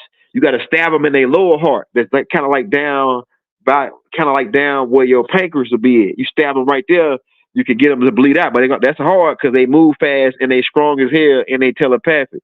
So you're gonna be hard to do that. You got to catch them off guard to do that. But the government, I'm gonna tell you, go watch that video called "Reptilians Hidden in Plain Sight" on the video side. Scroll all the way down. Like I said, you can find it faster in the Extraterrestrial the Galactic Family of Life playlist. Well, I show a live hunt of them filming the shit, and that dude had M16s, was shooting at them things and everything. Man, them things they wasn't even phasing them. They ran right up on them and dude and ate them and ripped them apart like a piece of chicken, man. Yeah. And they got to do this ritual every full moon, every month, in order to keep their human form. Because if they don't get this blood, they'll start to malfunction and they'll show you what they really look like. So in order to keep their form, they got to do these blood rituals where they do this hunting ritual. It's like a thing for them. I'm telling you, man. At the Air Force Base, look, and then look, one of these things they capture, one of these reptilians, they captured them. S4. They had them in S4, right? The thing broke out. Man, the military on that base, they had some kind of weapon. Look, man, the government got shit that they ain't even telling you about. They had some weapon that shoot a ball of blue light out that bitch. They were shooting at this reptilian. I got that shit on tape too. I got it all on tape, man. But when I posted on YouTube, they flagged me for it. So I'm gonna post it on they wouldn't let me post it on Instagram. They do it blocked, right? So I'm about to post it on my Patreon. I'm gonna make a tape call. Like all the shit all these videos I got, and I'm just gonna post it on Instagram. I mean on Patreon, showing you all this stuff I'm telling you about. Now, the government, when they captured this thing, the thing got out, and they had it's like a secret military that fight against these things, these reptilians, and they had some kind of gun. The government, these military guys that was on S4. It's a Pacific private, like a private sector of the military that fight extraterrestrials. Man, they had a gun that was like some shit out of Demolition Man, and it took two niggas to shoot that bitch. They were shooting at the reptilian. They were shooting at them with tanks and everything though. They were shooting at them with tanks too. But that tank was the one doing the tank. The reptilian was dodging that tank because they can move fast. He was dodging that tank bullet. But when they pull out that gun, they look like a damn. But two niggas was holding it, and that they charged up and they shot that bitch. Man, look, a big ass ball of blue light came out that bitch like a plasma ball, and the reptilian was hiding behind a building. Nigga, when that blue ball of light hit that building, it down there blew the whole side of the building off. I said, man, what the hell is this? Them boys got right there. Them boys got some heavy duty equipment there, man. Whatever that was, whatever kind of gun that was, they were shooting at that reptilian. It blew the whole side of the building off, and it came out like a ball of like electricity. I'm telling you, man. So the government got shit that they ain't talking about, like, and like Doc said, whatever they show you on TV, they be having, and this wasn't on TV. This actually was a live footage off the dark. People be sending me shit off the dark web because they film this shit and put it on the dark web, and then what my people do, they download it some kind of way off the dark web and they send it to me, right? But they was shooting at this damn reptilian with some kind of gun that looked like a big ass gun. Two niggas was holding. They shot that bitch. Boom, nigga, that bitch blew half of the building off. I said, boy, whatever that is, Whatever, yeah, it had to be some kind of plasma weapon or something. You know what I'm saying? They could have got it from reverse engineering some of the Greys technology or something, but they had to be having that shit for a while, probably since Ronald Reagan or something. Because Ronald Reagan, they were started designing shit to fight against these extraterrestrials, right? But like I say, whatever kind of gun that was, that reptilian didn't want no parts of it. That reptilian was trying to dodge that thing. That thing, I believe that thing would have hit that dude. I don't know. The whole video didn't play out. I just seen it was like the video is like maybe like a minute long, like a minute and 30 seconds long, and they just showed the reptilian. They got like this night vision on, and they showing the government got some things they can put on their face, and it's like an X-ray vision where they can see around through buildings and shit, like heat sensor through buildings. And so they showed a reptilian standing behind the building, like a big ass reptilian with a tail, right? They had captured him at Area 51. And the reptilian was peeking around the corner trying to he was going to try to run. And they shot at him with a tank, right? The tank wasn't doing shit. The reptilian was just dodging the tank. But like I say, they put out that motherfucking black, it was like a black gun. It looked like something like I could draw what it looked like.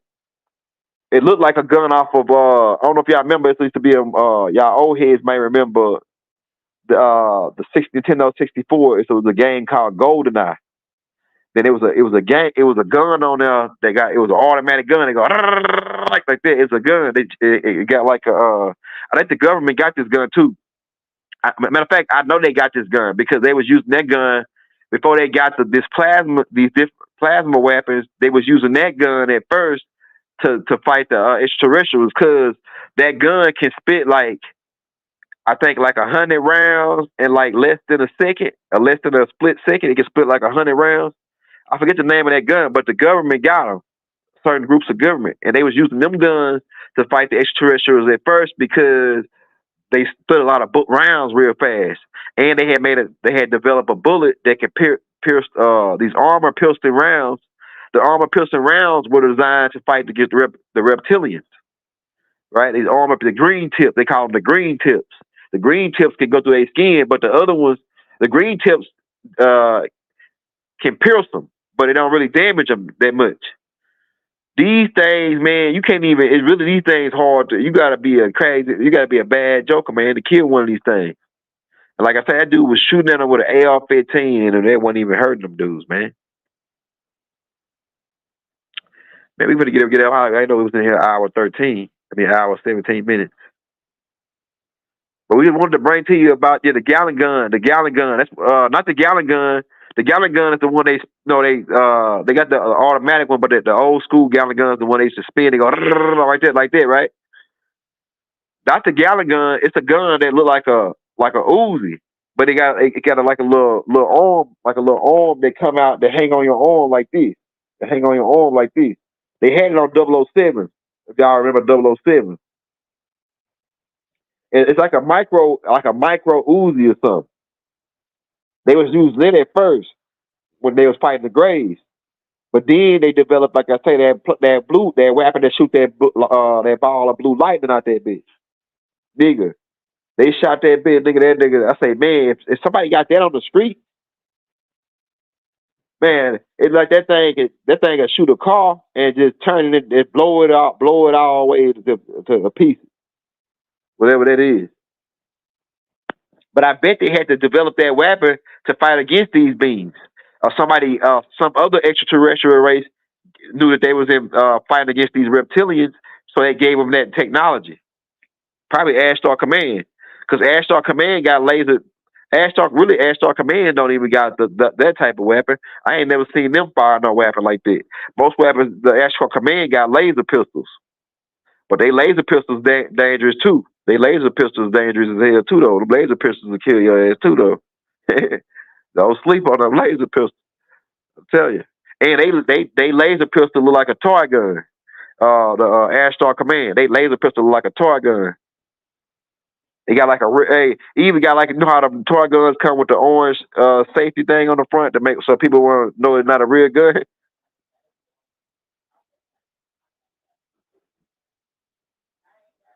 Okay, so the reason why they know so many different alien species is because a lot of them they either crashed here or they found them, right?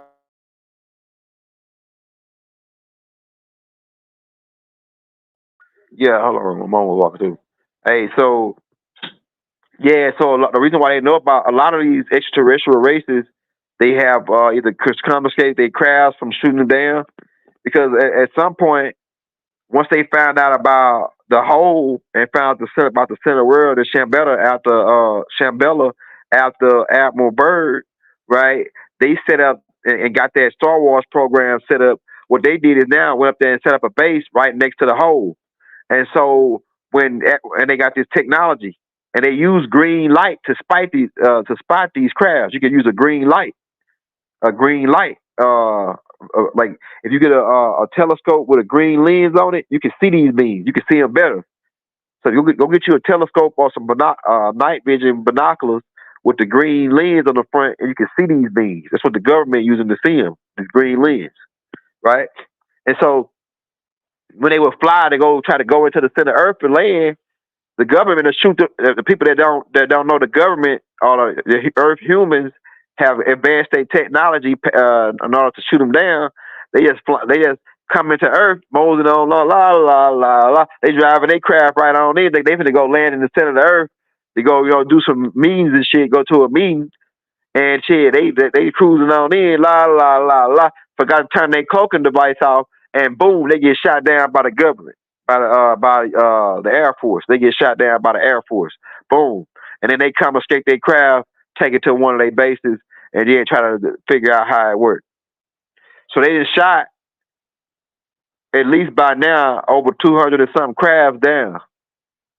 So many now, they lost count almost. Well, they ain't lost count. They actually keep record of all of it, but they in the bodies. They confiscated the bodies of reptilians and all kind of different species. So what they do is, you got to keep in mind, the CIA and Majestic 12 really was one and the same to a certain point. Keep in mind, the CIA could control Hollywood. The CIA sends scripts to Hollywood to write, to put in movies, and it's called hidden in plain sight. It's a tactic called hidden in plain sight, and a tactic called the deflection tactic, where they'll send the real information to Hollywood, and Hollywood will turn it into a movie. And then vice versa, they'll put real fake shit on TV, and then play it on TV as if it's real. They call that the Wag the Dog Project. The Wag the Dog Project. Go watch a movie called Wag the Dog, where they filmed the war as if it was a real war on TV, and then put it on TV as if they filming the real war. That game. But like I say, all these extraterrestrials, what they would do is when they get pictures of their bodies and everything, they would send it to these Hollywood guys. The Hollywood guys would edit it, redraw these guys, draw these guys down. Listen to that, draw them down from where, right? Draw them down and then put them into the movies. And it's two things. They doing it because if anybody come out and say, "Oh, man, some little guys 4 foot tall with 4 fingers came in my room and there was some strong little mean little jokers. They must have been pissed off the way they was handling me, and they took me up in their ship. They laid me on this metal cold table, and they smacked me around a little bit. Then they probed me, and then they put some device on my head, and all I remember is waking up in the bed with my butt so. You know what I'm saying? So you got them type of guys. Yeah, waking up looking at the bed with his butt so, man. I don't know. I don't remember what happened. I don't know.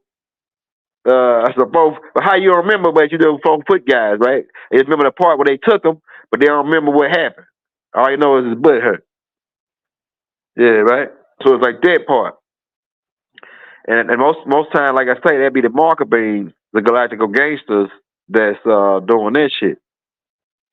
The Rumardians usually don't probe you up your butt. They usually stick something down your throat, and usually they put you in They put you in a state where you can't feel it.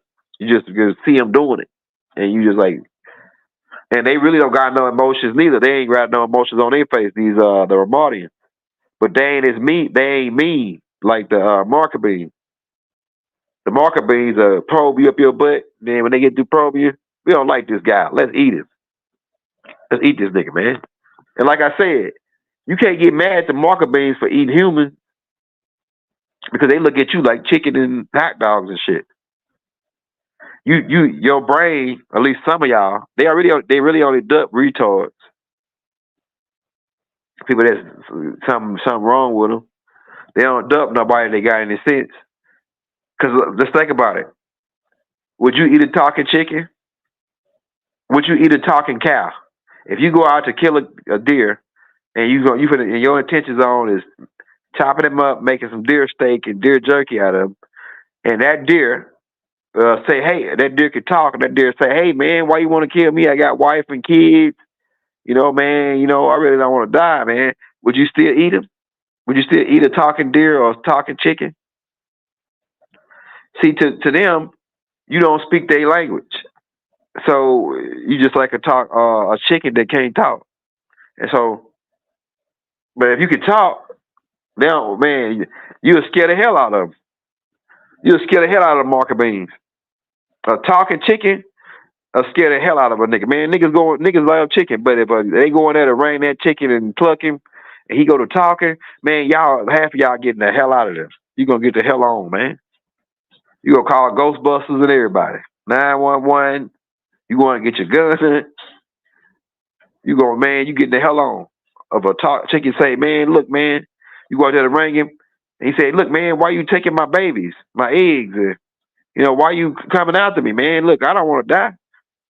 You got some niggas, though, some wolf-ass niggas, right? You got some wolf niggas out there. They'll say, hey, shut up, chicken. I'm trying to eat you. Shut up. I'm trying to cut some onions and bell peppers in there on you while I'm balling you. Right? Shut your mouth. So I'm trying to cook you. You got some wolf niggas out there like that, right? That'll go on cook him anyway.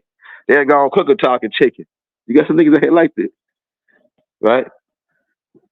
But if you could talk, if you had sense, and a lot of y'all that's watching got that sense, you got enough sense to know to say no to these extraterrestrials, and so they won't abduct you because you scare them.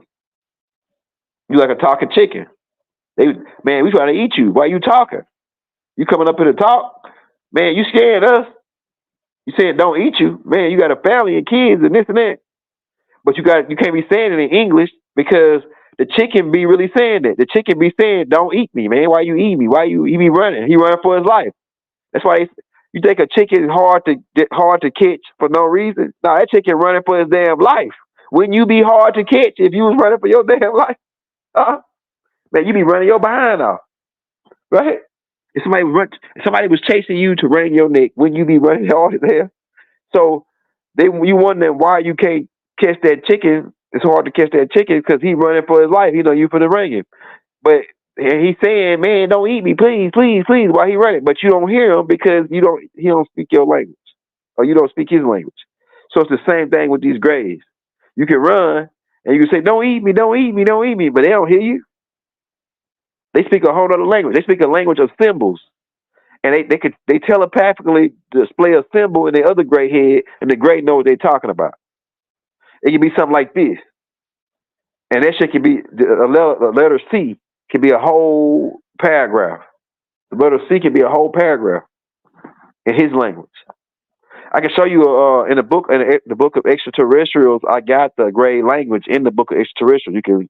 I got the translation for the Gray language in the book of Extraterrestrials. Oh yeah, by the way, if you're tuning in, I got 8 books. I just wrote another book. I just finished it yesterday. Only thing is I got to put it in PUF form. So I really got 9 books now. And that book is the book called The Journey of the Mothership Nibriu. It's like one of the references, Dr. Malachi Z. York. One chapter that he wrote in the Holy Tablets called The Journey of Mothership Nibriu. What we did is took that chapter and blew it up into a whole book and added all the other stuff. Everything that Doc said about Nibriu and the Holy Tablets, we got it in this book. And then stuff that he didn't mention, or stuff that he might have just said one thing on it. Like Doc mentioned in the Holy Tablets about the biospheres, but he didn't go into detail on, about it. He just said that, oh yeah, well, they took me, or when I went on Nibriu, I went to this place, it was like a biosphere. He said that part, right? But he didn't go into the detail to describe what happened. Now, if you go to the 12th Planet book with Zachariah Stitchin, you can see Zachariah Stitchin kind of saying the same thing that Bob was saying. And I think Zachariah Stitchin put his book out before the Holy Tablets. He's saying the same thing about the Nibriu, right? But he didn't go into detail like Doc did. Doc went into more detail on it. And what it is when Doc read Zachariah Stitchin book, Zachariah Stitchin I got all of his books. I got every single book Zachariah Stitchin ever put out in my library. But Doc read Zachariah Stitchin's work, and then what it did is it brought his memory back, and he started to remember. Say, "Oh yeah, I remember this. I remember this. This is how it was." And then what he did is put out the Holy Tablets to told the perspective from Murdoch's perspective. Doc gave Murdoch's perspective on what went down, and that's what you get when you get the Holy Tablets. As far as the perspective on Nibriu perspective, he gave Murdoch's perspective on what happened. So when you get this new book that I got, that's called A Journey of Mothership Nibriu, where it's got 29 chapters in it, and actually the tape I just put out on the video side is like the first couple chapters of the book is on that tape, right? On that tape. The tape we just put out called A Journey of Mothership Nibriu. So we're doing the audio. Every time we do a drop a tape, we're going to have a book with it, and it's going to be the audio book. We're going to have the paper book and the audio book, or PDF form and the audio book that's dropping. But like I was saying, Doc gave his perspective from Murdoch's perspective. Now, in this book, you're going to hear Haru's perspective. And Haru's perspective is a combination of what Murdoch said, what Zachariah Stitchin said, and anybody else that mentioned anything on it. Anybody else that mentioned anything about Nibriu. Because you got to understand how I research. How I research is I get 10 different people speaking on the same topic or the same subject. And then I correlate the information. So say like if 10 people said the same thing, then I say, okay, that most likely could be true. Now, if 8 people said the same thing, I say, okay, that most likely they could be true. Now, if 3 people said something and then the other 8 people said something different, I look at it. Now, it might be something that one person said out of the whole 10 that nobody else said. It's like Bible said. Bible said a lot of stuff that nobody else said. So I couldn't correlate this. But what I could say is that, okay, well, this can be true too, because he expounded more on it based on his perspective. So when you when you read the Journey of Mothership Nibriu book, you're gonna say, damn, it's a lot of shit in here. Especially when I go into breaking down the weapon systems like the Great Balls of Fire. We actually gonna break that down, the Great Balls of Fire, the Big Bang device. It was a scientist, an Aldebarian scientist named Grinderstock, who's actually Albert Einstein's like great 4th generation granddad from Aldebaran. Albert Einstein was a half Aldebaran and half human, by the way. He was a Aldebaran hybrid. That's why he was so intelligent. That's why he used more of his brain than the average humans, because he was extraterrestrial. Right? Let's get to that part, right? But his great granddad, 4 generations back, designed a device called the Big Bang device, and he was going to blow the universe up. Essentially, he was going to try to blow the universe up with this device, but he never did get around to accomplishing that, and we're glad about that, right? But in the book, we talk about the Big Bang device, and we break down how it works. We break down the crystal cities and how they work in detail. We break down the shams in detail and how they fly and how they work. We break down the warships in detail. We break down the moves. We break down the Devilics. The Devilics are sublight engine crafts. You need to go watch that the Anarchy tape we just put out. If you just want to show us some love just for the class, we take $1, $5, whatever you can send, man, to keep this going. Yeah, check that out. It says check your chat. Take my chat. Somebody talking shit in the chat.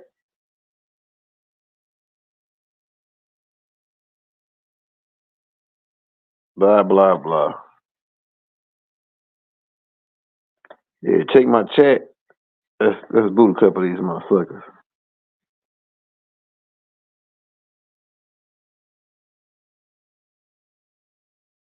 Yeah, hey, who we got? Somebody got somebody need to be booted. Don't worry. After the show, we'll go back and listen to it, and we'll see if they made a comment. If they made a comment that we think that's demonic, we'll delete them and boot them right off into space. We'll boot them right off into space. You're gonna have trolls and clowns and all that coming. We ain't worried about no distractions though, because this ain't for everybody. You know what I'm saying? This only for the children of the Nadjaru and the Anunnaki and the Rizqians and the bird beings and the feline beings.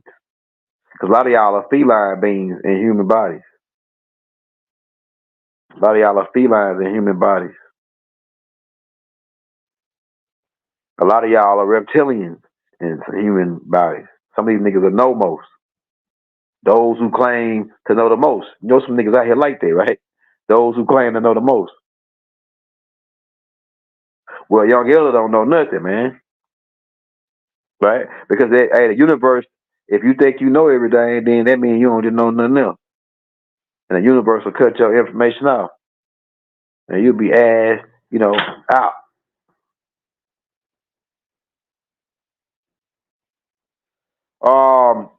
That's a good question. Like what it depends on when you investigate a certain species and just something resonate with you about, say, like the feline beings, and you say, "Damn man, something about these feline beings, like like the cat thing, the cool cat, the tom cat thing, is like the even."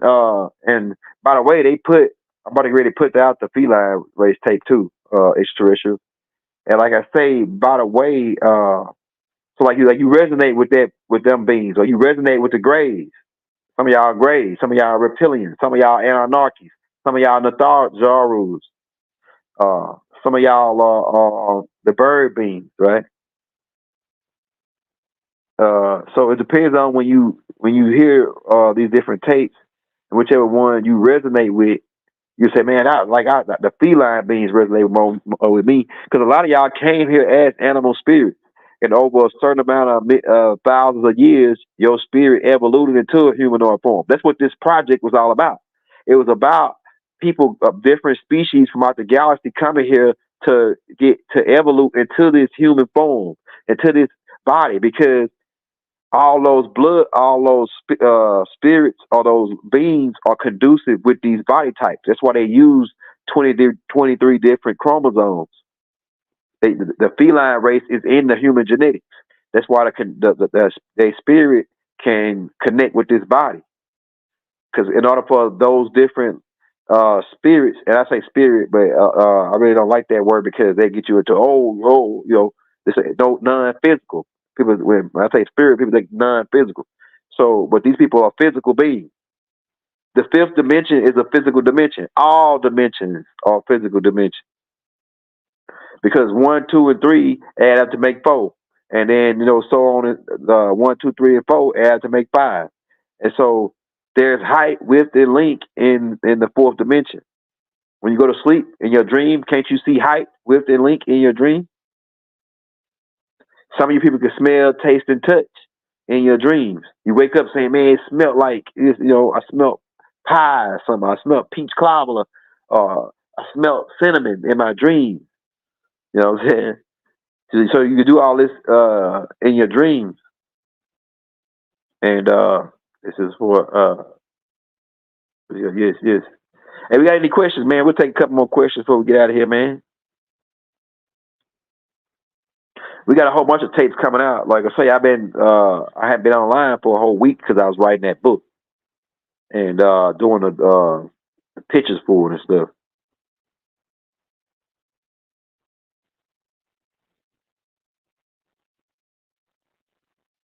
Man, for people that come in, like I say, if you don't like what the young elder teach, why are you even on the show? If you come in to make fun and talk shit, or if you don't like me or you got a complaint, we already told you what you could do with your complaint. Go to my shorts, scroll down to what to do if you don't like the young elder. And if you got any complaints, you could just follow the instructions on that tape. It'll tell you what to do if you don't like the young elder. says, when you think the shit down will happen? Well, that's a good question. The shutdown already is happening now. The American, like, you mean shutdown as far as United States shutdown corporation, or as far as the global whole new world order shutdown? The extraterrestrial overall of what shut down. So what shut down you refer to the United States corporation, because they already shut down. We're talking about the Spanish Inquisition, the arm of the Pope, D.C., the District of Columbia. They already really shut down. The only thing that's keeping them operating is the American people agreeing to thinking that it's still not shut down. What you see on TV with the election is all wag the dog. And then when they show you how to vote, people gonna be going out thinking they vote, and they gonna put whatever they want you to see on TV. They'll say Joe Biden won on TV. They did that. You gotta keep in mind they've been rigging re-election.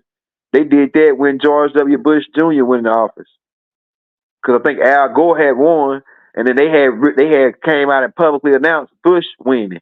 And then just so happened his brother is the governor of Florida when the time of the shit got through, and they found a whole bunch of ballots in the water.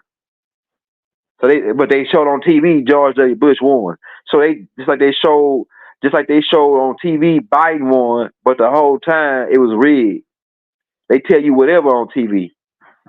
We don't need to believe shit what the government say on TV. If the government said on TV, don't believe it. Now, if they tell you in person, we can take on that. But they tell you on TV, it's hard to trust, man.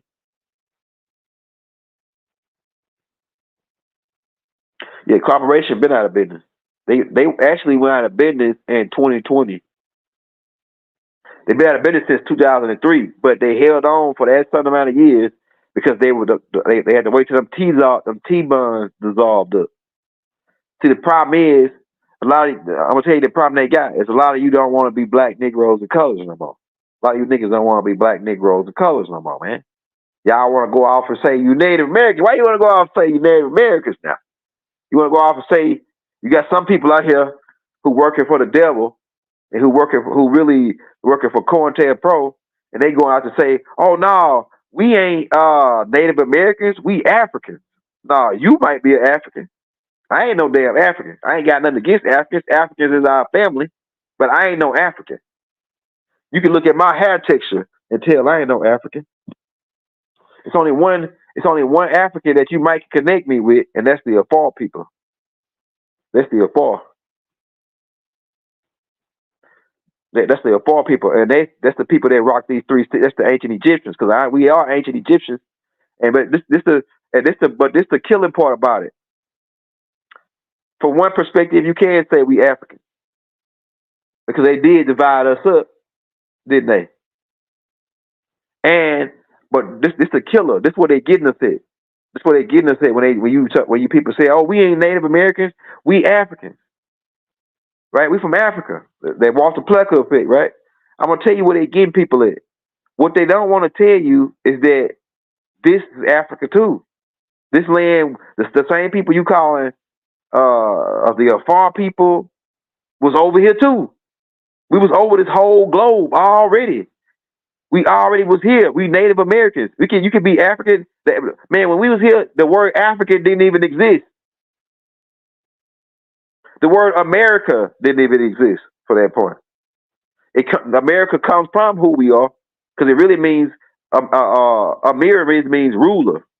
Amir, which is one of Tupac's, was connected with Tupac's name. It really means rulers, because the ruling class of the globe was in what you call in America now. The people who was running the world 10,000 years ago was in America. The most pyramids in the world is found just in the United States. There's more pyramids in the United States than it is in whole Africa put together. You got a Cairo, Illinois over here. You got a Cairo, Egypt over there. You got a Memphis over here. You got a Memphis over there. You ain't put this together yet? You ain't put it together. You got the Nile of the West, Mississippi River. Then you got the Nile of the over in Africa. You ain't put it together yet. You gotta go study what the Smith Institution did, the Smithsonian Institute, and how they hid all these Egyptian artifacts they found over here, and why they got 90% of the Grand Canyon blocked off where you can't even go visit it. You can't even go down there. Why they won't let you go down there? And they got certain parts of the desert, which they say is a base now, blocked off. Why they want you to watch it? Why they don't want you to go over in the desert? Why? Because you go over there, you're gonna say, damn, who built these style houses? And then you look at them, you say, damn, they look like the Dogon style structures. They look like Dogon. What the hell is Dogon structures doing in West Texas and New Mexico? Why Dogon building style home is in California? What's the Dogons over here? And then you do a little bit more research, you find out, oh, it's a group of beings. That's what they'll tell you. When you start pouring out their building structure, you say they look like Dogon style buildings. Dogons build their building like that.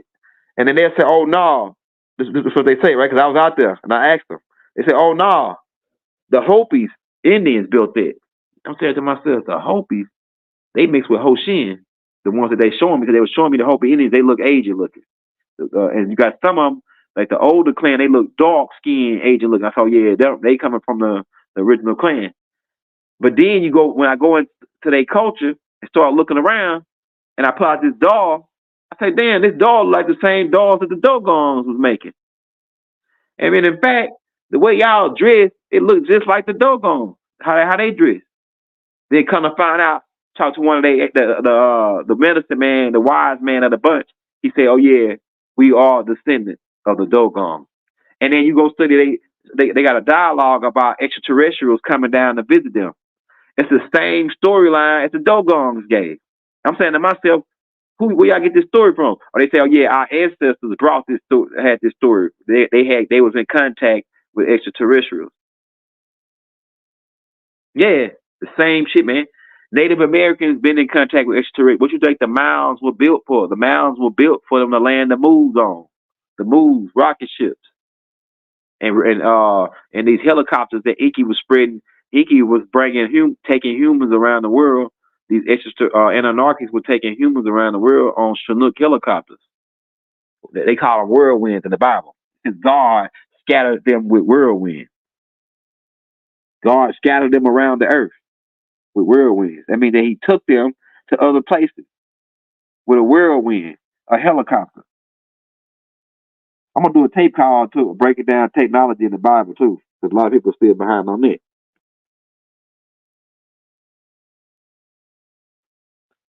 I think we've been on long enough, man. We're going to call it a deal. Don't forget. Hey, hit that like, hit that subscribe button if you're new to the channel. Also, like I said, if you want to get those 8 books by the Young Elder, we got the 8 books still going for $40. Like I said, we should have that other book out by next week, and we'll probably let that go for like $15 a copy. The new book, when we drop that, all I got to do is just convert it to PDF form. It's already pretty much done. I'm already proofread it and everything.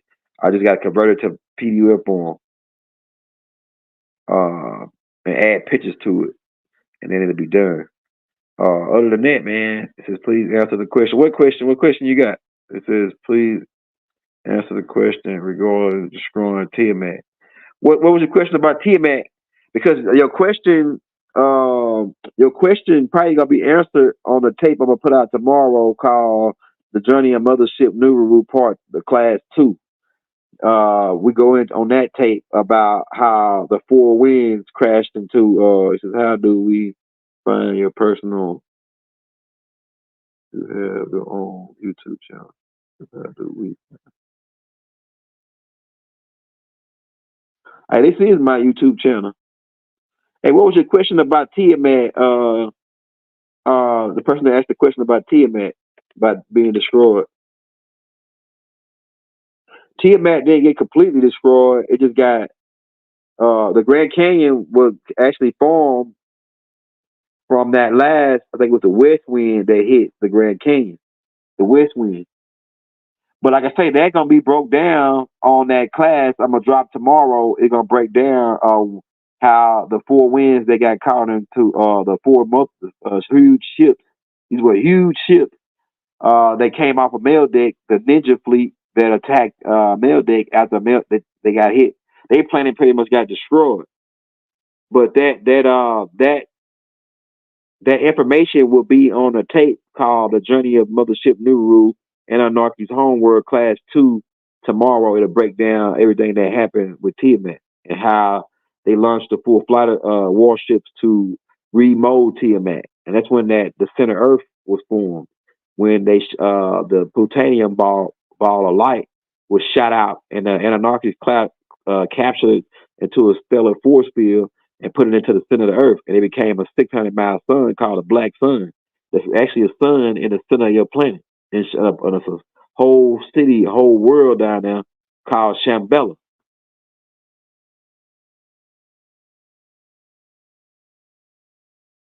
Yeah, most everybody was dark skinned up until Canon and the Frugaloids. The Frugaloids actually, well, no, I'll take that back. Before the Frugaloids and before the Canaanites, there was another race of Canaanites. The first race of albinos in the galaxy that we know came off of a planet called Procon. And these people, they were dark skinned Nubians from Earth. They got taken to. They actually migrated to that star system later to the Centaurian star system, then to Rajal, then to Sirius, then to the Procon star system. And when they got there, the Procon star is a binary star system. It's a huge white star that just a brand new star, and a yellow star, which is the old Procon B, is the older star, and the new star is the new one that they just put up. The Anunnaki is actually it's an artificial star. Actually, a lot of the stars you see in your galaxy, a lot of them are artificial. Like Orion. Orion was built by the Anunnaki. Dados Reticuli was built by the Anunnaki. The Lyra star system, all these star systems, a lot of them were built by the Anunnaki. A lot of the suns you see that's like orange, like your sun was already here when the Anunnakis got here. Anunnakis didn't build your sun. You got some suns that are naturally occurring from the center star that are born every day. Then you got suns that were created, like the Pleiades star system was created by the Anunnaki. All those stars are really light stations, like big ass. All a star is a big ass flare that burns for a long ass time. You know, them flares, they can make them flares burn for hours. You got flares down here, they can burn for hours. Well, imagine a big ass flare that can burn for billions of years. That's what the Anunnakis put up these flares, and then they go out to create planets around the flares and lock them into orbit, rotate with the gravity outlet. So Orion, just for instance, when Meldeck, when the Nibriu, so here is the question: it says, why is it never enough? Why do they need to keep taking, and why it took 6,000 years to make us? Because now it actually takes 6,000 years to make the humans. That it takes 6,000 years. Actually, okay, so the humans were.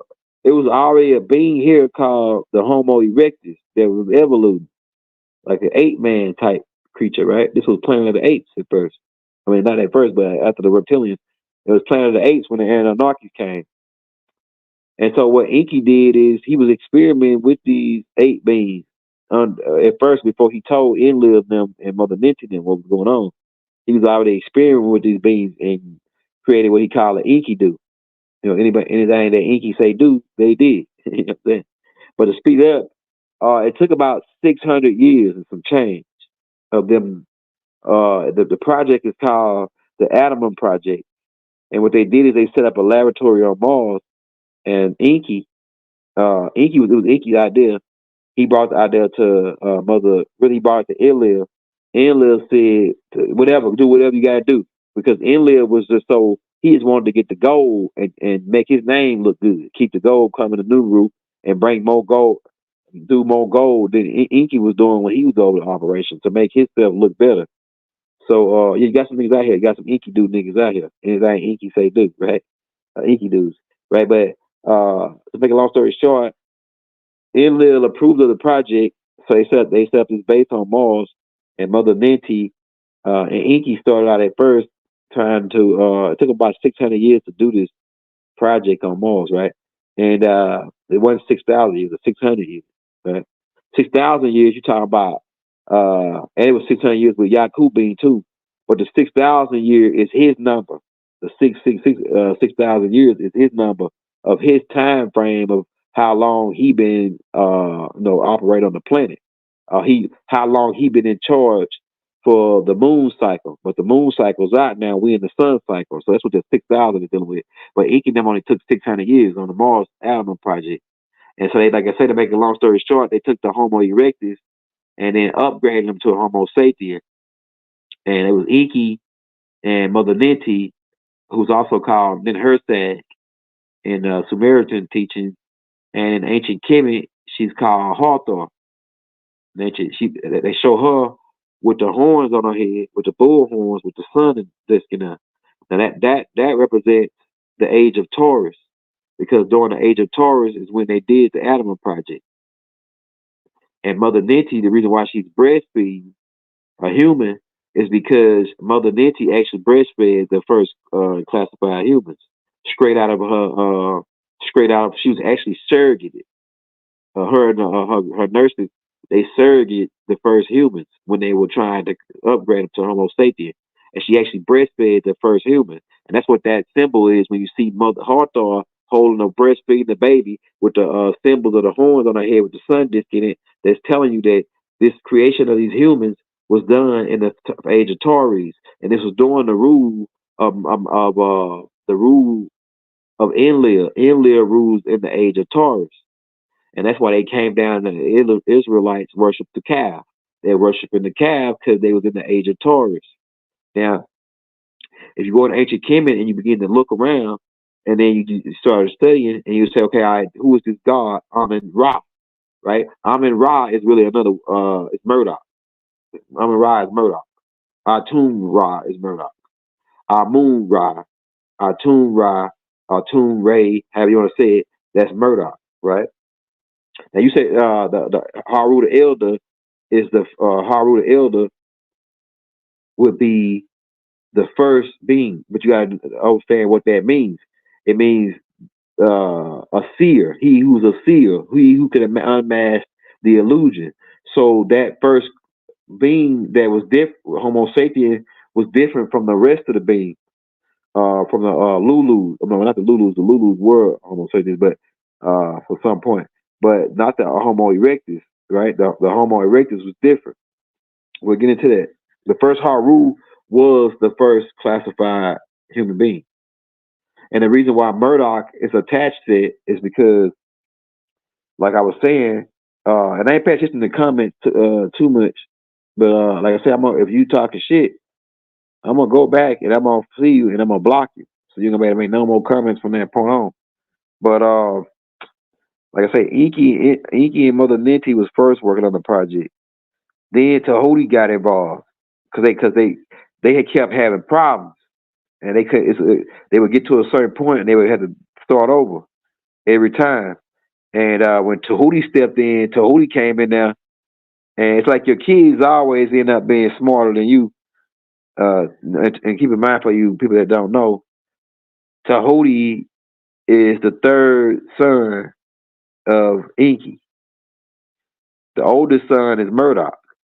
Then the next son, which is Murdoch's brother, his name Nergal. He was the one that was built. Nergal is the one that was building the nuclear weapons. He the one that built the AT-22.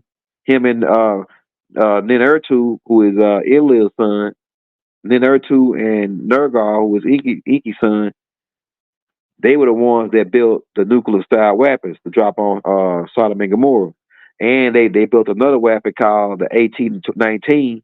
And that's that weapon. I'm gonna talk about these weapons, and I'll talk about these weapons in the book, in the new book that we got. Ninurtu and Nergal designed the AT-22 and the AT-19. The AT-19 AT stands for alternative. Alternative, it's a missile that they can shoot and it'll blow up like a whole 2-3 continents if they drop that bomb on you. Then it's another bomb they got that'll blow your whole planet up. It's called the AT-22 Planet Destroyer. And all you see when that bomb go hit you, it'll go out and then it detonate. All you see is a flash of light as it obliterates the planet. Right, the planet will be like it turns like you see a flash of light, then all of a sudden the planet just turned into dust. This bomb, but Enlil's sons were the ones that were keeping up all the shit though, and it mainly was Bell, Nanar, and I can say Nanar was really keeping up shit. He just was being Nanar. You know what I'm saying? Like they looked like they was selling human skin, drugs. Nanar is a big time dope dealer in the galaxy. They do dope up in space, man. They do dope in space. What you think beaming me up, Scott? I told y'all what this is all about. Why you think they target the Black Americans out of all the Nubians in the world? They target all Nubians in the world, but why is the Nubian in America the most targeted Nubians in the world? Why they want you to stay black, Negroes, and color? Why they want to steal your history? Why they want to take you down and keep you dumb and retarded? Why they want to give you crack cocaine, which was introduced by Astar Command? We told y'all that. Astar Command introduced crack to put on y'all through Hitler. Hitler know who y'all was. Hitler said that Negroes in America is the baddest Negroes around. Ain't nobody messing with them. He said Jesse Owens, Adolf Hitler gave his niggas steroids and everything. Superior white race, he put them on steroids and everything. Took them to the Olympics, and a dude right out of, I can't remember where he won, Kentucky or somewhere, Ohio. Somebody drop in the chat what Jesse Owens was from. I think it's from Ohio, I think. But he ended up coming to dust them boys off, man. At the Olympics, left them in the dust. And Hitler say, man, no matter what we do, we can't beat these black Negroes. They are the Natharus in the future, man. But Astar Command is in competition with the Natharus. So what Astar Command do? They introduce free base and equipment to Hitler. Hitler started doing experiments over in Germany on another group of beings. See, they got you under pressure, and this is how much they lie. Boy, it make you want to cry. How much they lie. They show you on TV and in the other books about these Polish Jewish guys who they say Adolf Hitler was taken to the camps. Them ain't the people he was taken to they ain't the people he was taken to the camps. The people he was taken to the camps had this color skin. The people Adolf Hitler was taken to the camps had this color skin. They were called the Bantu people who was in Germany way before Caucasians came to Germany. And in fact, King George III's mother is from that land. King George's mother, and she was a Moor, right? His mother's side, right? Go get a book called The Black German Holocaust, The German Holocaust. It tell you in there. So he was forcing people to do free base over in Germany. Black people, Nubians, Bantu people. And check this, if you don't believe me, Germany tried to play these people reparations for this experiment that they ran on them, and the people told them because they got moved down to South Africa. These people, and their flag still is a German flag. They still got a German flag for their flag, and the Germans tried to pay these people like $2 trillion in reparations, and they said that they didn't want it. They said that you can't never pay us back for what you did to our people. But they put that on. They exterminated like 2 million people. He exterminated like 2 million people, putting them in the furnace, ejecting them with shit, doing mind control on them, put them on free base and equipment, the serpentine fire. And so once they found out what they did out of tests on the free base, they said we could use this to stop the Natharus because the Negroes in America are the Natharus. And if we don't do something right now, they're gonna take over the whole. They said they run the universe. Can you believe it? Niggas running the universe? Well, I mean, this is crazy. And even we couldn't do. Them niggas came to the White House and we had no might. We had no might. That's what Kennedy said. Negro extraterrestrials came to the White House and we had no power over them. That nigga said it. He said it like, hey, niggas, Negro extraterrestrials came to the White House and we had no power over them. Like, they really hurt white folks' feelings, boy. That some niggas could come out of nowhere and they got more power. Like, can you believe it? Can you believe it, 4K? Can you believe it? Shit, man. I'm telling you, we had no power over them. We can't, like, that's just not right. We thought we were the baddest motherfuckers around. We got the tanks and F-13s and F this and F that. You know what I'm saying? And these motherfuckers, hey, that dude told him, man, look, he said, hey, what's the ETA? Because these motherfuckers asking for these little bitty mean jokers, these Markabians, they asking for the nuclear football. Because they want to end the world, these picky in the brain motherfuckers, these Markabians, these mean little jokers, right? He said, what's the ETA? He said, man, we're about an hour and 15 mics out. And he said, damn, man, that's a long way out. That's gonna take a long time. We don't got that much time, man. These guys up and down for the probe the president. they would have probed Obama. He would have probably said, "Oh, what you doing? Oh, they hurt. Oh, it feel good. Don't stop. Oh, stop. Oh, did I say that on national TV? Right? Them niggas was gonna put that shit on national TV and film the inside of his behind. You would have voted for Obama after that. And them jokers, man, all of a sudden, man, I'm gonna tell you, all of a sudden, an hour and 15 minutes almost exactly. And then she became 1,344 light years away. They do got a base in what the area they call it Wakanda. It's actually a Nadjaru base there, but it's in another time warp. It's in a time warp, so the government can't get in it, right? They over there trying to figure out how to get in it right now, how to get into that time warp, so they can go get into the Nadjaru city, right? This base they got. But what that dude said, he said an hour and 15 minutes. He said, "Damn, man, that's too long. These guys are there for the president." And he said, "Well, damn, you got to realize we coming from 1,300 light years away, I think." And nigga, I'm talking about an hour and 15 minutes exactly. You didn't even see the ship pull up. Like, you ain't see it come from outer space. You ain't see it come from nowhere. All of a sudden, it just appeared over the White House. It just appeared out of nowhere. It thin out over the White House. Fucking pyramid-shaped ship. Just appear over the White House. Out of no thin air. Yeah. And they get out. They talk to them.